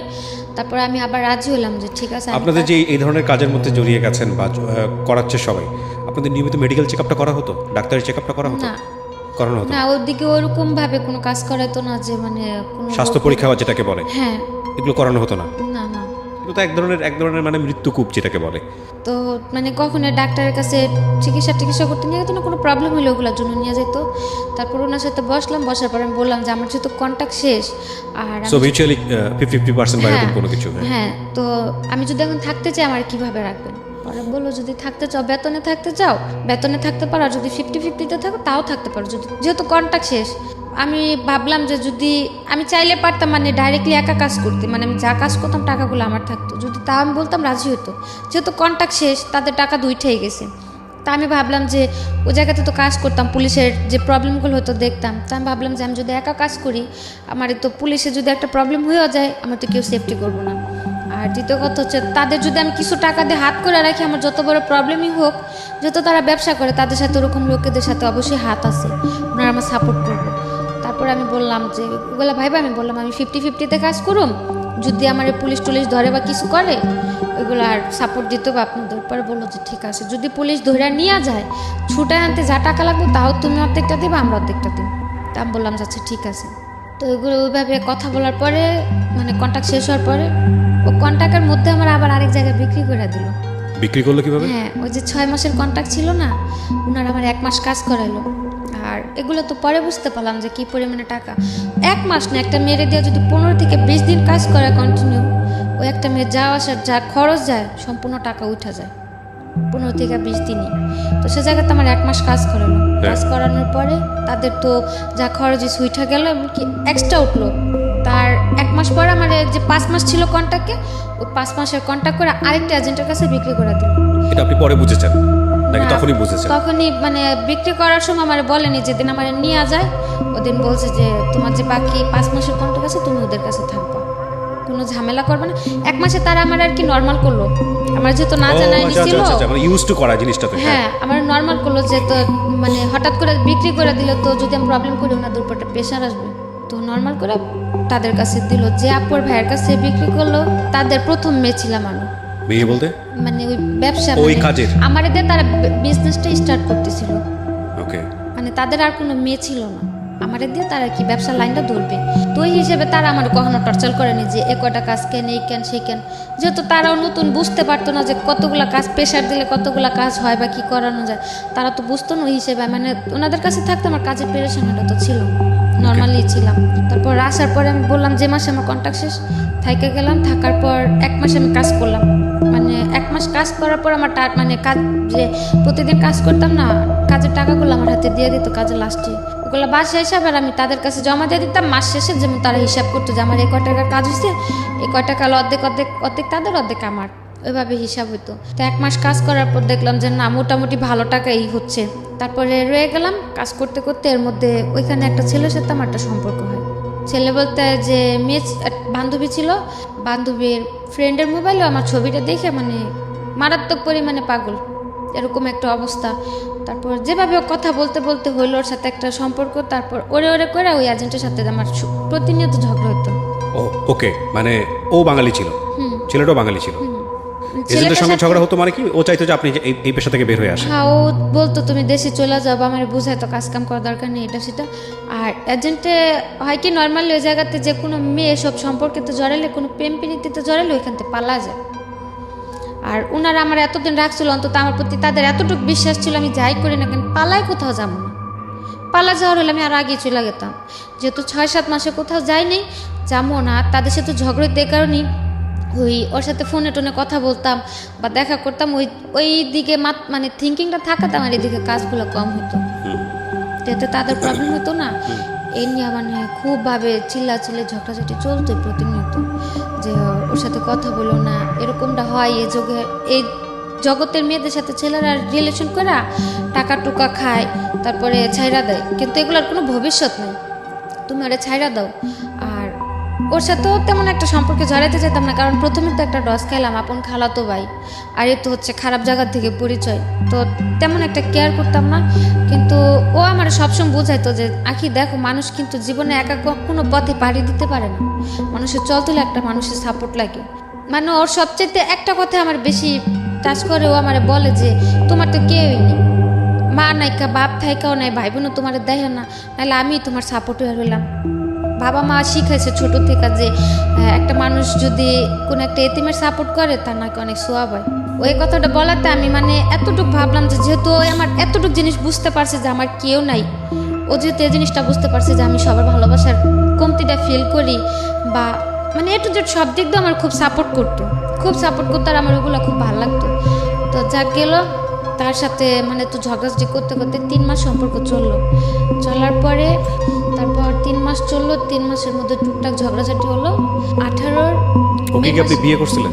না, বিয়ে হয়নি। তারপর ওই 3 মাস সম্পর্ক থাকার পরে এর মধ্যে মানে ওই যে এজেন্টের কাছে ছিলাম তাদের মধ্যে মানে তাদের কাছে আমি টোটালি একটা কালার খেয়ে গেলাম, যে মানে তারা এখন আমার আর মানে আগের মতো একটা কেয়ার করে না বা সহ্য করতে পারে না ও ছেলের সাথে সম্পর্কটা গভীর হতে। আর ও বলতো তুমি দেশে চলে যাও। তো গেল 2017 থেকে 18 মে পর্যন্ত এই ঘটনা। 18 মে মাসের 14 তারিখে পুলিশে ধরলো বাড়ি। পুলিশে ধরলো মানে কি অন স্পট? হ্যাঁ, কাজের জায়গা থেকে আচ্ছা। রেড দিল, রেড দেওয়াতে আমরা 15টা মেয়ে ধরা গেলাম। ওকে, তো মালয়েশিয়ান পুলিশের কাছে? হ্যাঁ, ওটা ছিল এমনি তো নর্মালি পুলিশ, মানে ওদিকে তো পুলিশের এক একটা মানে আছে, আইপিকেল, টিপিকেল, ইমিগ্রেশন। তো নর্মাল পুলিশে ধরছে, দেখতে টাকাতে ছুটে আসা যায়। 9 তারিখে ধরলো। ধরার পরে যাওয়ার পথে আমি ওর ফোন দিয়ে বললাম যে এরকম এরকম ভাইয়ের কাছে আমার টাকা আছে, যদি আমার যত তাড়াতাড়ি সম্ভব আমার ছুটে নিয়ে আসতে বলবা, যেহেতু জানি যে নর্মাল পুলিশে ধরছে ওরা টাকা টুকা নিয়ে ছেড়ে দিব। তো বললো যাচ্ছে ঠিক আছে। তারপর 9 দিন পর আসলাম। তার আর কি উকিল ধরার পর পাসপোর্ট তো তাদের কাছে ছিল, ওইখান থেকে 9 দিন পর ছুটে নিয়ে আসলো, কোনো সমস্যা হলো না। তো ছুটে আনলো আমার 3,500 রিঙ্গিতে, সে জায়গাতে আমার বললো যে 13,000 রিঙ্গিত লাগছে, ওই টাকাটা আমার থেকে নিল। তো তারপরে কোনো প্রবলেম হলো না।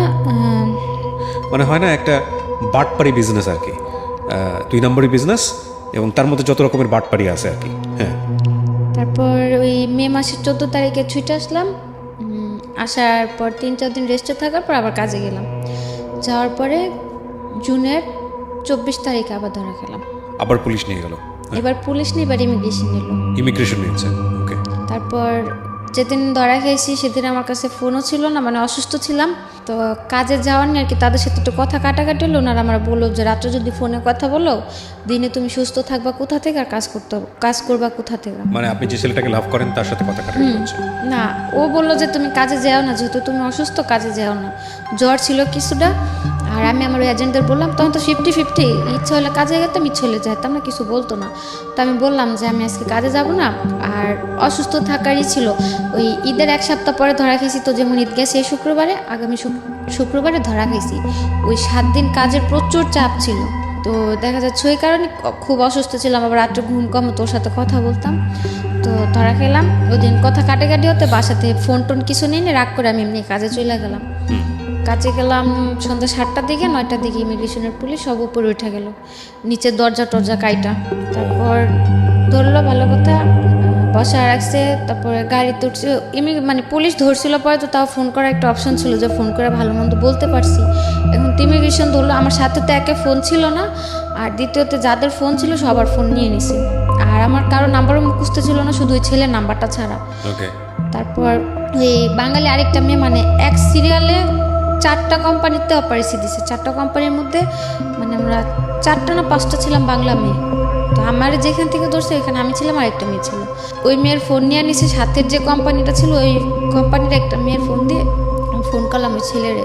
ফোন দিয়ে বললাম যে দেখো, আমার তো গতবার ছুটে আনছিল, পুলিশে ধরছিল, কিন্তু এবার তো ইমিগ্রেশনে ধরছে, আমার তো কোনোভাবে ছুটানো সম্ভব হবে না।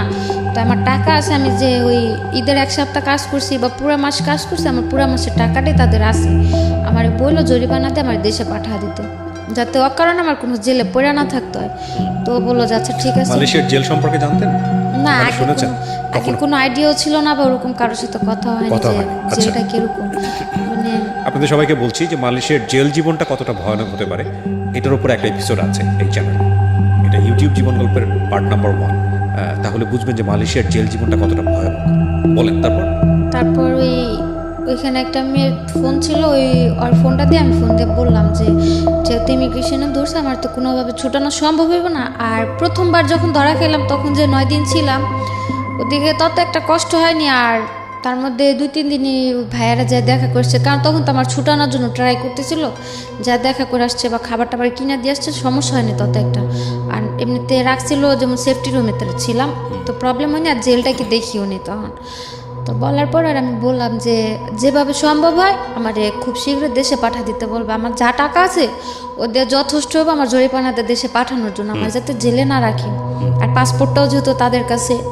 তো বললো যে আচ্ছা ঠিক আছে, তুমি কোনো টেনশন করো না, কান্নাকাটি করো না, এদিক থেকে তাদের যতটুকু প্রেশার দেওয়ার বা যতটুকু কী করার আমি করুন, তুমি কোনো কান্নাকাটি করো না। আচ্ছা গেল। তারপর 3 দিনের দিন যখন যাওয়ার পরে 3 দিনের দিন যখন স্টেটমেন্ট নিতে আনলো, তখন স্টেটমেন্ট দেওয়ার পর ওনারা আমার বললো যে তোমার পাসপোর্ট কার কাছে।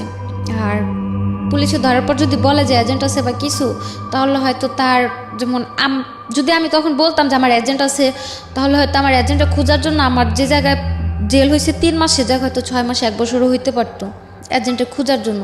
তো তারা যাওয়ার পরে শিখাই দিছিল যে যদি কোর্টে উঠায়, তাহলে যদি জিজ্ঞেস করে যে তোমার কি অপরাধ আছে নাকি, মানে মালাই ভাষাতে, তাহলে বলবা যে হ্যাঁ আমার অপরাধ আছে। যেহেতু আমি ট্যুরিস্টে ঢুকলাম, ভিসা তো 1 মাসের ছিল। তো কেস হইতো 2টা, একটা হচ্ছে কসম মানে ভিসা ছাড়া, আর একটা মাসাজ, 2টা কেস হইতো। তো বলছে যে কোর্ট উঠালে যদি জিজ্ঞেস করে যে তোমার দোষটা কি তোমার কিনা, স্বীকার করবা যে হ্যাঁ দোষটা আমার, তাহলে ওই কোর্টের থেকে শাস্তি মাফ করে দিব। আর যদি অস্বীকার করো, যতদিন স্বীকারোক্তি না দেবো ততদিন তুলে তোমার কোর্ট উঠাইতে থাকবো, জেল দিতেই থাকবো। 3 দিনের দিন যখন টাকা এলো, তারপর স্টেটমেন্ট দেওয়ার জন্য আমার জিজ্ঞেস করলো আমার কি এজেন্ট আছে নাকি। আমি বললাম যে না। পরে বললো কীভাবে আসছি, বললাম মিথ্যা কথা যে এমনি একটা ফ্রেন্ডের মাধ্যমে আসছিলাম, তো আমার কোনো এজেন্ট নেই। তারপর জিজ্ঞেস করলো পাসপোর্ট কোথায়, আমি বললাম যে পাসপোর্ট আমার রুমে আছে। বললো যে যদি কারোর ফোন তো পাসপোর্ট দিয়ে যাবো, আমি বললাম হ্যাঁ। তারপরে আমি ওই ছেলেরে ফোন দিলাম, ছেলের ফোন দিয়ে বললাম যে আমার এজেন্টের নাম্বারটা দাও, আমার কাছে তো ফোন নাই, কারণ নাম্বার নেই। ওরে বললাম যে ভাইয়ের নাম্বারটা দাও, এখান থেকে ফোন দিতে বলছে পাসপোর্টের জন্য। তারপর ওর নাম্বার দিল, নাম্বার দেওয়ার পর ভাইয়ের ফোন দিলাম। ফোন দেওয়ার পরে বললাম যে ভাই এরকম এখন আমার কী করবেন, আমার দেশে কয়দিনের মধ্যে পাঠাবেন। উনি আমার বললো তুমি টেনশন করো না, হয়তো 7-8 দিনের মধ্যে তোমার দেশে পাঠিয়ে দেব। তা আমি আর বেশি কিছু বললাম না, জোর খাটানো তার আমার ভিতরে তো আর জোর খাটানোর সুযোগ নেই, বা আমি তো আর ফোনও করতে পারব না। তা আমি আর কিছু বললাম না। ওদিকে স্টেটমেন্ট দেওয়ার পরে নিয়ে আসলো, আসার পরে 14 দিন পরে আমাদের কোর্টে উঠেলো। যে জায়গা বললো 9 দিনের মাথায় আমি দেশে চলে যাবো, জায়গায় 14 দিন হয়ে গেল, কোর্টে গেলাম। তো কোর্টে যাওয়ার দিন ভাবলাম হয়তো কোর্টে যাই ভাইয়াদের দেখা পাবো, তো তারা আসতে পারে কোর্টে, যেহেতু কোর্ট উঠাবো, দিক থেকে হয়তো কেস সেটেল করে দেশে পাঠিয়ে দেবে না, তো ছুটায় নিয়ে যাবো। তারপর 14 দিন পর কোর্ট উঠেলো, কেউ আসে নেই ওই জায়গাতে। আর আমার ফোন ছিল না, আমি কারো ফোনও দিতে পারিনি। 14 দিন পরে কোর্টে উঠানোর পরে কোর্টের থেকে রায় দিল যে আরও 14 দিন থাকতে হবে, আরও 14 দিন পর আমাদের রায় দেবে। তারপরে গেলাম, আবার 14 দিন থাকলাম। ওই 14 দিন থাকার মধ্যে যে জায়গাতে ছিলাম, ওই জায়গাতে মানে অনেকের যেমন জেল হয়ে গেছে, কেউ টিকেটের জন্য পয়সা আছে, ক্যাম্পে ছিলাম, মানে মেন জেলে তখন নেয়নি, ক্যাম্পে রাখা হয়েছিল। তারপর ওই ক্যাম্পের অনেকে যারা বাড়ি চলে গেতো, তাদের কাছে আমি ছেলের নাম্বারটা লিখে দিতাম, যারা ফোন দেওয়া বললেন যে আমার এই তারিখে কোর্টে উঠাইবো, জানি ওরা কেউ আসে। তো ওই ইন্দোনেশিয়া মেরে দিতাম, বাংলা মানে যখন যে যাইতো তার কাছে আমি নাম্বার দিয়ে দিতাম, যাতে একটু ফোন দিয়ে জানা দেয় যে আমি এ তারিখে কোর্টে উঠুম, ওই কোর্টে আমার উঠাইবো, কোর্টের নামটাম বলে দিতাম। তারপরে গেল 28 দিন পরে কোর্টে উঠলাম, ওই দিনও কেউ নাই। 28 দিন পরে আমাদের কোর্টের থেকে রায় দিল 2 মাস করে জেল। আর 2 মাস করে জেল বলতে মালয়েশিয়াতে জেল হয় 21 দিনের, মানে 21 দিনে 1 মাস ধরা হয়। তো 21 দিন 2 মাসের জেল হলো, সে জায়গাতে 28 দিন তো আমাদের এমনি চলে গেল কোর্টের জন্য। 28 দিন কাইটা হাতে ছিল 13 দিন। ওই 13 দিন আমাদের আর কি মেন যে জেল, ওই জেলে পিঞ্জারাতে পাঠানো হলো। ওদিকে গেলাম, কোর্টের থেকে বের হওয়ার পরে মানে আমার কাছে ছিল 40 টাকা। জেলের অভিজ্ঞতাকে শুনতে চাই, জেলে কেমন লাগতেছিল? জেলে তো ছিলাম মাত্র 14 দিন, আর ওদিকে অনেক মেয়েরা ছিল, তো কথাবার্তা বলতো, আর সারাদিন একা একা বসে শুধু কান্না করতাম। আর মেয়েরা খালি বলতো যে এত কান্না করতে পারে মানুষ, চোখ দিয়ে এত পানি পড়ে। বাঙালি না, কোনো বাঙালি মেয়ে ছিল না, আমি একা ছিলাম। মানে আমার যে রুমে রাখা হয়েছিল, আমি ছিলাম ভিয়েতনাম, ফিলিপিন, মানে এক দেশের 2-1টা করে মেয়ে ছিল। কারণ আরও বাংলা মেয়েরা ছিল, সবার থেকে বয়স আমার কম ছিল, এই কারণে আমার আলাদা মানে বয়স কম যে মেয়েদের, ওদের সাথে রাখা হয়েছিল। আর যাদের বয়স বেশি ছিল তারা মানে সাথে যারা ধরা খাইছে সবাই একসাথে ছিল, আমার এক জায়গায় রাখা হয়েছিল। মানে আমাদের যে গ্রুপ ছিল ওর মধ্যে আমার এক জায়গায় রাখা হয়েছিল। ওদিকে যেমন অল্প বয়সে যারা, তাদের কোনো কাজ করাইতো না, বিকাল হলে খেলতে নিয়ে যেত, টিভি দেখাইতো, তারপরে ABCD এগুলো পড়াইতো, মানে ছোটো বাচ্চাদের জন্য ওগুলো আলাদা। ওদিকে আর কি 12-13 বছর থেকে নিয়ে 21 বছর পর্যন্ত ওই জায়গায় রাখা হতো। আর তখন তো বয়স ছিল 19, তো ওই জায়গাতে আমারও রাখা হয়েছিল। তো তেমন কষ্ট একটা হয়নি, কারণ বিকেল হলে বাইরে নিয়ে আসতো, হাঁটাহাঁটি। কষ্ট বলতে এতটুকু ছিল, জেল তো জেলই, তো খাবার দাবার শোয়া এগুলোতে একটু প্রবলেম ছিল। তারপর কোর্টের থেকে যখন পিঞ্জারায় পাঠালাম, ও ছেলেরে ফোন করলাম যে তোমার আমি বারবার করে বললাম, ভাইয়ারে ফোন দিয়ে বললো আমার জন্য বাড়ি পাঠা দেয়, কিছু তো করলো না, বরঞ্চ আজকে কোর্টের থেকে আমার 2 মাসের রায় দিয়ে দিল, 2 মাস জেলের। তা তুমি কি করলা? তো আমার কথাটা শুনে কান্না করে দিছে যে তোমার টাকা ছিল তুমি বললা, তারপরেও তোমার এজেন্ট আমার থেকেও আরও 2000 রিঙ্গিত নিল, বললো যে টাকা আরও 2000 টাকা দিলে তোমার জরিপানাতে দেশে পাঠিয়ে দেবো। তারপরেও টাকা দিল, মানে আমার কথাটা শুই না যে মনে এক প্রকার উপরে হ্যাং হয়ে গেছে, যে এদিকে টাকাও দিল, ওদের সাথে তো কন্টিনিউ যোগাযোগ করতেছে, কিন্তু ওরা তো বলতেছে যে সব ওকে হয়ে গেছে, আমি দেশে চলে যাম 2-1 দিনের মধ্যে। ওই মুহূর্তে শুনতে পেলো যে আমার এখন পিঞ্জারাতে পাঠাইতেছে। তারপরে ও বললো যে দেখো আমার তো টাকা টুকাও নিল আর পাসপোর্টও যেহেতু ওদের কাছে, আমার তো আর কিছু করার নাই, তখন আর কী করবো, কোর্টে তো রায় দিয়ে দিছে, এদিকে তো আর কিছু করার নাই, তো আর কতদিন থাকতে হবে। তারপর আমি বললাম যে আর 14 দিন বা 15 দিন আমার পিঞ্জারা থাকতে হবে। পরে বললো যে ওই দিক থেকে আসার পর টিকিট দিয়ে দিলে বাড়ি পাঠিয়ে দিব না। আমি বললাম যে হ্যাঁ, যেদিন আমার ওই পিঞ্জারা থেকে ক্যাম্পে পাঠাইবো 14 দিন পরে, আমার টিকিট আজকে টিকিট দেখলে আমি কালকে বাড়ি চলে যেতে পারবো, আমার কোনো সমস্যা হবে না। পরে বললো যে আচ্ছা ঠিক আছে তুমি যাও, আমি তাদের সাথে কথা বলে রাখি যাতে তোমার টিকিটটা 14 দিনের মধ্যে পরে দেওয়ার জন্য তার প্রস্তুত নিয়ে থাকে। আমি বললাম যে আচ্ছা ঠিক আছে। তারপর 14 দিনের জায়গাতে গেল। 14 দিন পরে 1 তারিখে না যেন, আগস্টের 1 তারিখে, মেবি 1 তারিখে না যেন 5 তারিখে আমাদের ক্যাম্পে আনলো। ক্যাম্পে আনার পরে আমি ওর ফোন দিলাম, ক্যাম্প যেদিনকে পিঞ্জারা থেকে ক্যাম্পে আনলো ওই দিন রাস্তা থেকে আমি ওর ফোন দিলাম, ফোন দিয়া গাড়িতে অন্য মানুষের ফোন দিয়ে। আপনি কি ওরে ভালোবাসতেন? আচ্ছা, মানে আমার খুব কেয়ার করতো, একটু যে মানে যত প্রবলেম, বাড়ির প্রবলেম হোক বা আমার প্রবলেম হোক, সব কিছু তো খুব সাপোর্ট করতো। এর সাথে পরিচয় আপনার এই ধরনের কাজ করতে গিয়ে? না, ওই কাজের জায়গা থেকে নয়, ওইদিকে আমার একটা বান্ধবী ছিল। যাই হোক, আমি জানতে চাচ্ছি না। ওকে, তারপর ওরে ফোন দিলাম, ফোন দিয়ে বললাম যে দেখ আমার আজকে ক্যাম্পে পাঠাইতেছে, যত তাড়াতাড়ি সম্ভব ওতে পাসপোর্টটা নিয়ে আমার টিকিট দিয়ে দিও, আমি বাড়ি চলে এলাম। ও কি করতো মানে এর সাথে? ও জব করতো ইঞ্জিনিয়ারিংয়ে, ইঞ্জিনিয়ারিংয়ে জব করতো, কম্পিউটারে। ওকে।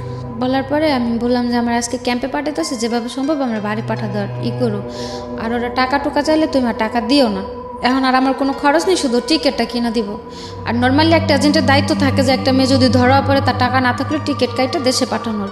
তারপরে বলা যাচ্ছে ঠিক আছে, কোন ক্যাম্পে নিছে কইতে পারো? তো আমি বললাম যে আমি জানি না কোন ক্যাম্পে আনছে এখনও, তো যদি আমি পারি কোনো রকমভাবে কারো কাছে নাম্বার দিই, আমি তোমার কাছে ঠিকানা বা আমার বডি নাম্বারটা আমি পাঠাই দিব।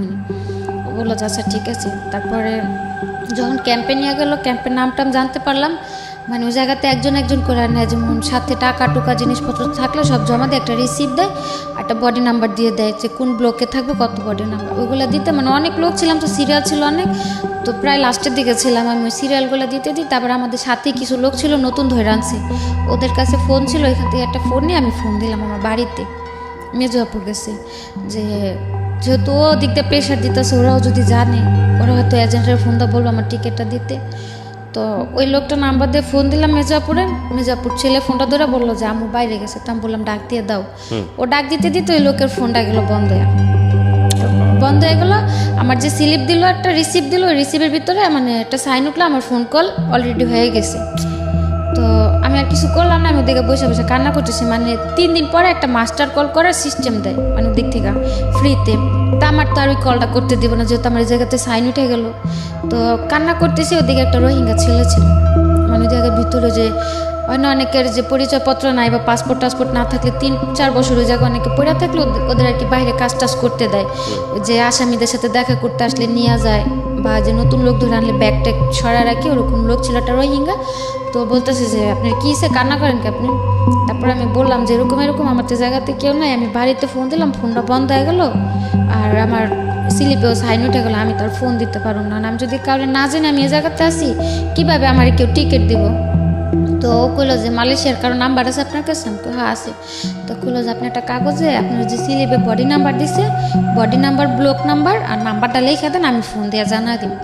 তারপর ওই ছেলের কাছে আমি ওই ছেলের নাম্বার লিখে দিলাম, আমার বডি নাম্বার, কত ব্লক লিখে দিলাম। তারপর ওই ছেলে ফোন দিল ওর কাছে, ওরে ফোন দিয়ে বলছে যে আমি এরকম এই জায়গাতে আসি, এত আমার বডি নাম্বার। তারপর ও আবার আমার এজেন্টের কাছে গেছে, ওই বাইরের ওই ছেলেটা, যাওয়ার পরে বলছে যে আমার এই জায়গাতে নিয়ে আসছে, আমার টিকিট দিব কবে? ওরা বলতেছে পাসপোর্ট দিয়ে দিছে, মানে কোম্পানির লোকের কাছে পাসপোর্ট দিছে, টাকা দিয়ে দিছে, ওরা টিকিট দিয়ে যাবে। এসে করতে করতে প্রায় 15 থেকে 20 দিন যায়। ওই 15-20 দিনের মধ্যে এই ছেলে আবার ওরা একটা ফ্রেন্ডে পাঠায় আমার সাথে জেলে দেখা করতে। তারপর ওরকম করতে করতে আমার এজেন্ট আবার ওর কাছ থেকে টাকা নিল, আবার ওকে টিকিট দিবে বলে আরও 2বার টাকা নিল। যখন আমার জেল টেল শেষ হলো তখন ও আবার 2বার টাকা দিল। আচ্ছা, দেবার পরে যখন 3য় সপ্তাহ আমার সাথে দেখা করতে গেছে, তারপরে ওর বন্ধুটা বলতেছে যে আপা দেন আপনার পাসপোর্টটা আপনার এজেন্টে দিতে আসে না, আর ও 2-3 বার করে টাকা দিছে। ও ওরে পাসপোর্টও দেন, আপনার টিকিটও দিতে হয় না। ও এমনও বলছে যে ভাই টাকা খাইছেন ভালো করছেন, আর পাসপোর্টটা দিয়ে দেন, আর একটা টিকিট আমি কাইটা দিতেছি, আপনার টাকাটুকু দিতে হবে না, টাকা জানিয়েছেন নিছেন, আর পাসপোর্টটা দিয়ে দেন। আর পাসপোর্টটা বারবার চাইতেছিল এই কারণেই যে মালয়েশিয়ার জেলে যদি ট্রাভেল পাসের ফর্ম কেউ ফিল আপ করে অন্তত পক্ষে 7 থেকে 8 মাস ট্রাভেল পাসের স্লিপের জন্য বসে থাকতে হয়। মানে বাংলাদেশ এম্বাসি হয়ে এখান থেকে একটা কাগজ দেব, ওই কাগজটার জন্য 7 থেকে 8 মাস অপেক্ষা করতে, যাদের পাসপোর্ট নেই। আর যদি আমার পাসপোর্ট না দিত তাহলে হয়তো আমার আরও 7 থেকে 8 মাস জেলে থাকতে হতো। তার জন্য বারবার যাওয়ার কথা, টাকা খাইতেছে খাক, তো পাসপোর্টটা দিয়ে দেখ। আর এই চান্সে ও টাকা খাচ্ছে। আর তারপর 3বার 3য় সপ্তাহ যখন দেখা করতে যাওয়ার পর আমি কান্নাকাটি করে বলছি যে ঠিক আছে ও এবার কী করবো, বারবার টাকা দিতেছে। আমি বলছি যে ওরা টাকা দিতে নিষেধ করেন, আমি ট্রাভেল পাসের ফর্ম ফিল আপ করে দিচ্ছি, যদি আমার ফর্ম আসে আমার এদিক থেকে ফোন করতে দিব ট্রাভেল পাস আসলে, যে কাউরে ফোন দিয়ে বলো টিকিট দিয়ে যাওয়ার জন্য। তখন আমি ফোন দিয়ে বললো, ওরা এসে বললেন আমার টিকিট দিয়ে তার টাকা টুকা লাগবে না। তারপর ওই ছেলে মানে ওই কথা শোনার পরে যে পুলিশের কাছে একটা রিপোর্ট করলো যে এরকম আমি জেল আছে, আমার পাসপোর্ট আমার এজেন্টের কাছে, আমার টিকিট দিতেছে না। ওই জেলে পুলিশের থেকে ওই এজেন্টের কাছে একটা নোটিশ পাঠাইলো যে পাসপোর্টটা যাতে দিয়া দেয়। তারপরের সপ্তাহে যে আমার টিকিট দিয়ে আসলো, তারপরে দেশে আসলাম। এদিকে এজেন্টের জন্য আমার জেল খাটতে হলো 3 মাস, অথচ কোর্টের থেকে আমার রায় দিল আমার জেল হইলো 41 দিন। 41 দিনের জায়গায় আমার জেল খাটতে হলো 90 দিন। তারপরে আসলাম, আসার পরে ওই ছেলের সাথে যেহেতু সম্পর্কটা দেশে আসার পরেও ছিল, ওই সেপ্টেম্বরে দেশে আসলাম। ও বললো যে দেশেই থাকো, দেখি আমি যতটুকু পারি তোমার হেল্প করুন, টাকা টুকা যা লাগে। তারপরে আমি ভাবলাম যে যেহেতু আসি আমার এতটা সাপোর্ট করছে, যদি আমি ওর কাছে যাই হয়তো গেলেও আমার একটা ভালো কাজে টাজে লাগা দিলে আমি করতে পারবো। তো ওরে বললাম, বলার পর ওর তত একটা মানে রায় দিল না। তারপর আমি গেলাম দ্বিতীয়বার যে ইন্দোনেশিয়া দিয়ে। আপনি জেল থেকে ছাড়া পেয়ে বাংলাদেশে কিভাবে আসলেন ওইটা একটু আরেকবার বলেন। জেল থেকে ছাড়া পেলাম যে আমার ওই যে পাসপোর্টটা ম্যানেজ করতে পারলো? ও যে পুলিশের কাছে রিপোর্ট করলো 2-3বার টাকা দেওয়ার পর যখন পাসপোর্ট না দিল, ওই তখন পুলিশ বলল রিপোর্ট করলো। তারপর ওকে ধরলো রিপোর্ট করার পরে ও নোটিশ পাঠালো আমার এজেন্টের কাছে যাতে আমার পাসপোর্টটা দিয়ে দেয়।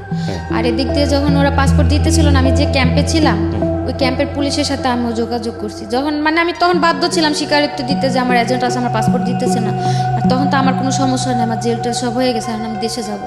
তখন ওই জায়গার পুলিশদের সাথে আমিও কথা বললাম যে এরকম আমার এজেন্ট আছে, এজেন্ট আমার পাসপোর্টটা দিতেছে না। ওনার জিজ্ঞেস করলো যে এজেন্ট যে বাসায় থাকে সে বাসা তুমি চেনো?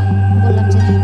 ওরা বললো যে 1 সপ্তাহ সময় দেখো, যত তোমার বাইরের থেকে লোক রিপোর্ট করছে, যদি ওরা পাসপোর্ট না দেয় তোমার আমাদের সাথে নেই, এখান থেকে তোমার এজেন্টের বাসা যাবে। আচ্ছা, তো এখান থেকে পাসপোর্টটাও নেওয়া হবে, সাথে ওদেরও ধরা হবে। তারপরে কিভাবে হলো? তারপরে ওই যে রিপোর্ট করাতে পুলিশের থেকে নোটিশ দিল, নোটিশ দেওয়ার পর ওই লোক এসে আমার পাসপোর্ট আর টিকিট দিয়ে গেল। আচ্ছা, টিকিট তারপর আপনি দেওয়ার- বাংলাদেশে আসলেন? হ্যাঁ, টিকিট দেওয়ার কত বছর পর বাংলাদেশে আসলেন? 1.5 বছর। 1.5 বছর পর। এই 1.5 বছর জীবনে কি বলবেন? স্বর্গ না নরক? জাহান্নাম?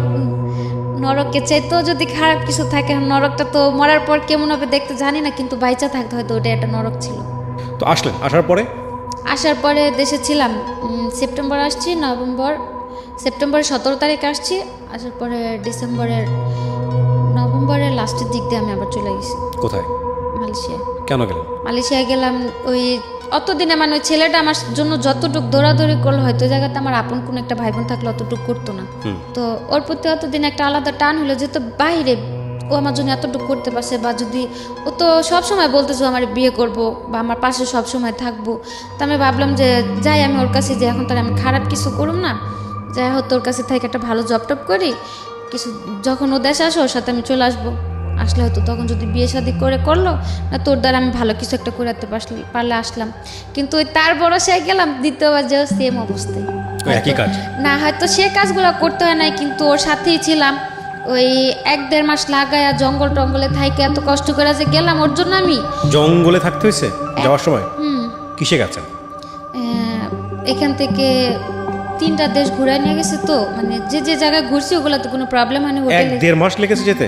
1 মাস, পুরো 1 মাস লাগছে। কিসে গেছেন আপনি? প্লেনে না? প্লেনে গেছি, এখান থেকে ইন্ডিয়ায় গেছি, ইন্ডিয়া থেকে বালিতে গেছি, বালি থেকে ইন্দোনেশিয়ায় গেছি, ইন্দোনেশিয়া থেকে মালয়েশিয়ার এয়ারপোর্টে গেছি। এয়ারপোর্টে মানে যে কিরকম মানে একটা বিমান ভাইঙ্গা যেভাবে যায় না, অনেক দেশে ডাইরেক্ট না গেলে বিমান ভাইঙ্গা বন জঙ্গলের কথা কেন আসতেছিল? এই জঙ্গলে ছিলাম 15 দিন, মানে জঙ্গলের ভিতরে, টোটালি জঙ্গল, ওর ভিতরে খাওয়া দাওয়া সব কিছু। ওখানে ওই বাঙালিরা ওইভাবেই যায়? অবৈধভাবে গেলে ওইভাবে যেত। মানে ইন্দোনেশিয়া দিয়ে যারা যায় তাদের ওই জঙ্গলে 1 মাস থেকে যেতে হয়। এমনিতে যদি থাইল্যান্ড দিয়ে বা সিঙ্গাপুর দিয়ে যায় তাহলে তো 1 সপ্তাহের মধ্যে পৌঁছে যায়। আচ্ছা, তো গেলেন, তারপর? গেলাম, যাওয়ার পর ওই ছেলের কাছে গেলাম, যাওয়ার পরে 6-7 মাস কাজ করতে দেন। ও এমনিতে আমার টাকা টুকা ওর সাথেই ছিলাম, মানে বাড়িতে টাকা টুকু সব কিছু ও দিল, বা যাওয়ার খরচ টরচ যা লাগলো ওই দিল। তারপরে মানে এক পর্যায়ে দিয়ে ও কিরকম একটা আস্তে আস্তে পোল্ট্রি নিতেছে। কাজ করতে দেয়নি, আমার কোনো কাজই করতে দেয়নি। বলছে যে আশ্চর্য তো থাকো, সমস্যা নেই, তোমার মতো একটা মেয়ে চালানোর ক্ষমতা আল্লাহ আমারে দিছে, আমি তোমার রাখি, তোমার কাজ করার দরকার নেই, যেহেতু আসছো আমার কাছে থাকো। তো কিছুদিন পরে দেখি ওই হাজব্যান্ডের যেমন একটা পোল্ট্রি নিল বিয়ের পরে, তার কাছে যাওয়ার পর তারও একটা পোল্ট্রি। মানে সে কন্টিনিউ যে ক্লাবে যায়, মদ টদ খায়, রাতের পর রাত বাইরে থাকে, আমি ওগুলো বললে মানে মারাত্মক পরিমাণে মারধর চলে। তারপরে গেল এরকম করতে করতে এক পর্যায়ে আমি বললাম যে ভাই তুমি যদি আমার না রাখো, আমার বইলা দাও, যেহেতু আমি আসছি, আমার এখন একটা সুযোগ আছে, তুমি আমার যদি না রাখো আমার বইলা দাও, আমি বাইরে যাই কোনো কাজ কাম করে আমি দেশে চলে যেতে পারবো। আর অতদিন লাস্টের দিক দিয়ে আমি একটা কোম্পানিতে কাজে লাগছিলাম ক্লিনারের। তো তখনও বললাম যে দেখো আমি একটা ভালো বেতনে কাজ করতেছি, ভালো একটা কাজ পাইছি, তুমি যদি আমার ছাইরা দাও দাও, আমি কাজ কাম করে ওই কি বিয়ে করেছিলেন আপনি? না, না, ওকে। ওদিকে বিয়ে করার সিস্টেম ছিল না। বিয়ে করলে কি যে হুজুর ডাক দেন, এমনিতে ঘরে বিয়ে করে ওইগুলো। তা আমার আর ওর উদ্দেশ্য ছিল, আমারই মেন উদ্দেশ্যটা ছিল যে আমি এখন এরকম একটা বিয়ে করুম, দেশে যাওয়ার পরে বিয়ে তো আমার কোনো প্রুফও থাকবো না বা কোনো প্রমাণও থাকবো না। তো তার চেয়ে না করেই থাকি, যদি বিয়ে থাকে দেশে যে হয়তো পোক্তভাবে করলে করবো, না করলে করার প্রয়োজন নেই। শুধু শুধু যে আল্লাহরে সাক্ষী রেখে বিয়ে করুম, এটা নিয়ে হয়তো একটা আল্লাহর কাছেও একটা গুনার কাজ হবে, বা ওর কাছে আমি দাবি নিয়ে দাঁড়াইতে পারবো না। এর জন্য আর কেউ ওই জায়গাতে করা হয় না। আর ওই জায়গাতে বাঙালিদের যাদের ভিসা টিসা নাই, ওই কাগজ টাগজ করে বিয়ে করার কোনো সিস্টেম নেই। তারপরে ওরে বারবার বলতাম যে যদি তুমি আমার ছাইরা দাও দাও, তা আমি কাজ কাম করি। ও বলতো যে না, আমি কি তোমার আনছি ছাড়ার জন্য, আমি তোমার ছাড়ুন কেন। এরকম করতে করতে ওর সাথে রইলাম 1 বছরের মতো। লাস্ট 3 মাস কাজ করলাম, দেশে আসুম ওই ট্রাভেল পাস চালু করলো, যারা অবৈধ আছে তারা মানে আত্মসমর্পণ করে দেশে চলে যেতে পারবো। তো ও বললো যে দেখো এভাবে থাকলে তো দুজনের, ওরও ভিসা শেষ হয়ে গেছে লাস্টের দিকে, বললো যে তুমি চলে যাও, আমার তো কোম্পানি আছে, আমার কোম্পানিতে আমার ভিসা করে দেবো, তুমি তেমনি একবার ব্ল্যাক লিস্ট করে গেছো দেশে। প্রথমবার যখন জেল খাইতে আসলাম আমার ব্ল্যাক লিস্ট দিয়ে দিল, আবার দ্বিতীয়বার অবৈধভাবে ঢুকলাম, আমি তো আর ভিসাও লাগাতে পারুম না। তো বললো যে তুমি চলে যাও, আমি থাকি, ঠিক আমি ভিসা টিসা করে আমি ভিসা লাগলে দেশে আসুন না, ইনশাল্লাহ বিয়ে টিসা করার করুন। তা আমি বললাম যে না, আমি তোমার রেখে দেশে যাব না, আমি থাকতেই তুমি এত নাটক করে আমি চলে গেলে তো তখন তুমি পুরাই পোল্ট্রি নিবা, যেহেতু তুমি আমার বিয়ে করো আমি তোমার সাথেই থাকি, সমস্যা নেই। তো এগুলো করতে করতে ও আমার জন্য টিকিট টুকিট কাটার জন্য পুরো প্রস্তুতি নিল। তার মধ্যে আমার বরাবর একটা ছেলে অ্যাক্সিডেন্ট হলো, মানে ওর ডান হাতের এ জায়গা দিয়ে একটা চাকু ঢুকিয়ে দিক দিয়ে বের হয়ে গেল। আমার কাছে এমনিতে টাকা নেই, আমি দেশে আসার প্রস্তুতি নিতেছি, তার মধ্যে ওর ওই জায়গাতে অপারেশন করতে অনেক টাকা দিতে হলো আমার বাইরে থেকে। ও তখন দেশে আসবো না, রাজি হলো দেশে আসার জন্য, ছেলেটাও আমার সাথে। তারপরে আমি বলছি যে তুমি আমার টিকিট কাটবা, এত কিছু করবা, কোনো লাভ হইব না, যদি তুমি না যাও, যেদিনকার ফ্লাইট থাকবো দিন আমি পলা যাও, দেখবা 3-4 দিন পরে আবার পড়ছি, কিন্তু আমি তোমার রেখে দেশে যাব না। তারপরে এক পর্যায়ে যে ওরও বাবা ফোন দিয়ে বললো যে দেশে নাকি ওর একটা চাকরি হয়েছে, ওরে দেশে চলে আসতে। তারপরে ও রাজি হলো আসার জন্য। একসাথে টিকিট পাইলো না, আমারটা ডিসেম্বর 14 তারিখে করলো, ওটা 17 তারিখে করলো। আসার সময় বারবার করে বললো যে তুমি যাও, তুমি কোনো টেনশন করো না, আমি তা আসি, দেশে যাই, আমি তোমার লোক কোনো পোল্ট্রি নিব না, তুমি চলো, আমিও তো দেশে আইতেছি। আসার পর আল্লাহ বিয়ের সাথে যা করার করুনি। আসলাম দেশে, আসার পর 15-20 দিন ভালোই ছিল, এখন পুরা পোল্ট্রি বলতে মানে মানুষ অত বড় পোল্ট্রি নিতে পারে না দেখলে তো জানতাম। সো আপনি এবার যাবেন না মালয়েশিয়াতে? না, আর যাও কার কাছে, আর যাওয়ার কোনো প্রয়োজন নেই। প্রথমে তো গেলাম ফ্যামিলির দিক দিয়ে চিন্তা করা, বা প্রথম গেছে ফ্যামিলির দিক দিয়ে চিন্তা করে, সেকেন্ড টাইম গেছে একজন মানুষকে ভালোবেসে। এখন কিভাবে চলতেছে আপনার? এখন ওই ছেলের সাথে কথা হয়, এমনিতে আমার টাকা টুকা লাগলে যদি আমি ফোন দিয়ে বলি, টাকা টুকা দেয়, কিন্তু কোনো কথা বলে না, যোগাযোগ করে। এছাড়া আপনি কোনো কাজ কাম করেন? গত মাসে একটা চাকরিতে জয়েন করছি, তো করতেছি টুকটাক। কেন বললেন এই গল্পটা? আবার এই প্রশ্নটা করি। গল্পটা বলার উদ্দেশ্য এইটুকুই ছিল যে অনেক মেয়েরাই বাইরে যায়, যেহেতু আমি মালয়েশিয়াতে, অন্য অন্য দেশেরগুলো তার আমি বলতে পারি না, বা আসার সময় এয়ারপোর্টেও দেখছি সৌদি থেকে অনেক মেয়েরা প্রায় 1-1.5 আমি সিরিয়ালে দাঁড়ায় আছি, জিজ্ঞেস করলাম মানে ওদের সাথে আমারও মনে করছিল আমি সৌদি থেকে আসছি। এবার আসার সময় আমি 2-3 ঘন্টা লেট এয়ারপোর্টের থেকে বেরোলাম, ওই যে ওদের সাথে আমার সিরিয়ালে দাঁড় করে রাখলো। যখন দেখলাম যে সবগুলা লোক সৌদি আরবের, আমি একাই মালয়েশিয়ার, তখন আমি চিল্লাচিল্লি করাতে তারপর আমার বের করে দিল। 2-2.5 ঘন্টা যে দাঁড়াইছিলাম, মেয়েগুলা জিজ্ঞেস করলাম যে আপনারা কি জনের দিকে দাঁড়াচ্ছেন, সবগুলা জেল খেটে আসছে।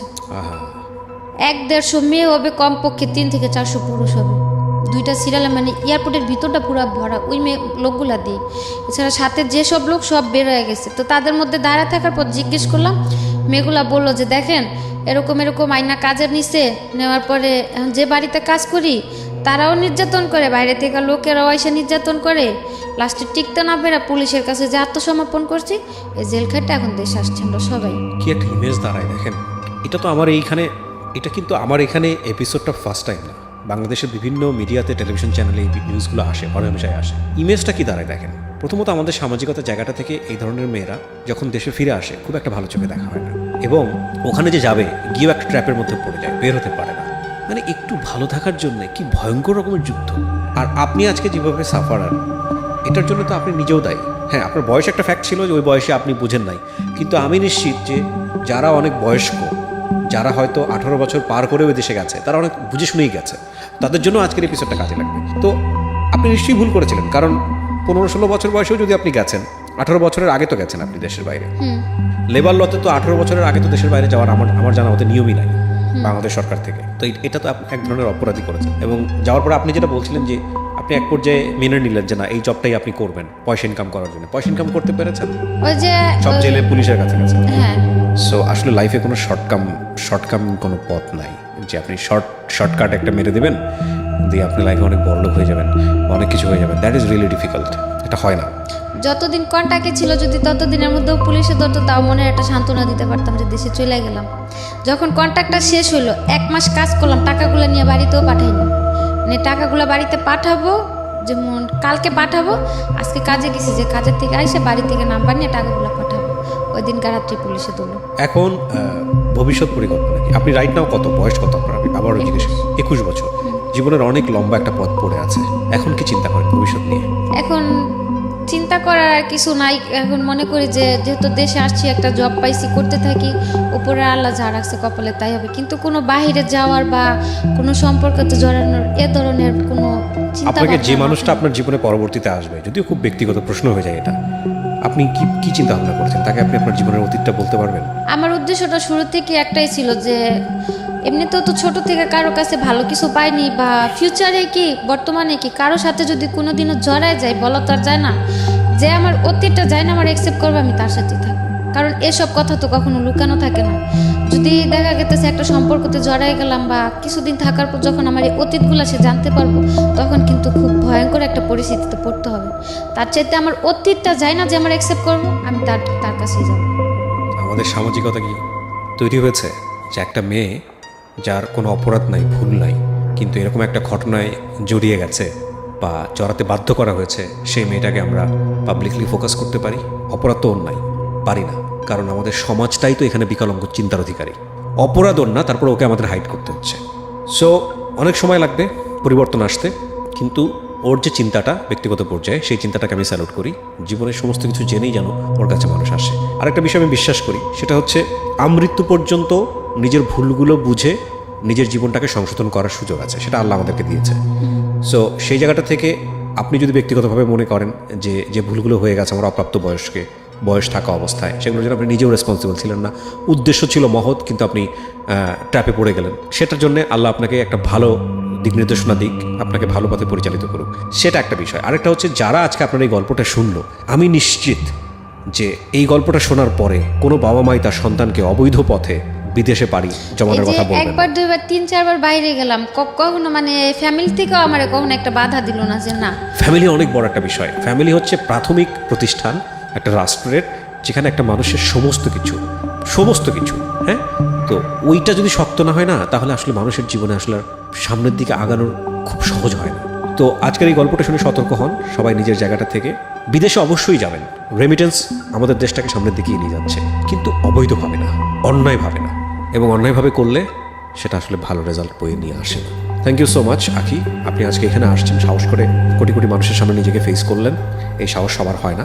আমি জানি অনেক মেয়ের গল্প বাংলাদেশে, বিদেশ ফেরত মেয়ের গল্প আপনার চাইতেও ভয়াবহ, তারা হয়তো কোনোদিন মিডিয়া ফেস করবে না, কিন্তু সেখান থেকে আপনি সৎ সাহস দেখিয়েছেন, সেটার জন্য আমি আপনাকে ধন্যবাদ জানাই। অনেক ধন্যবাদ।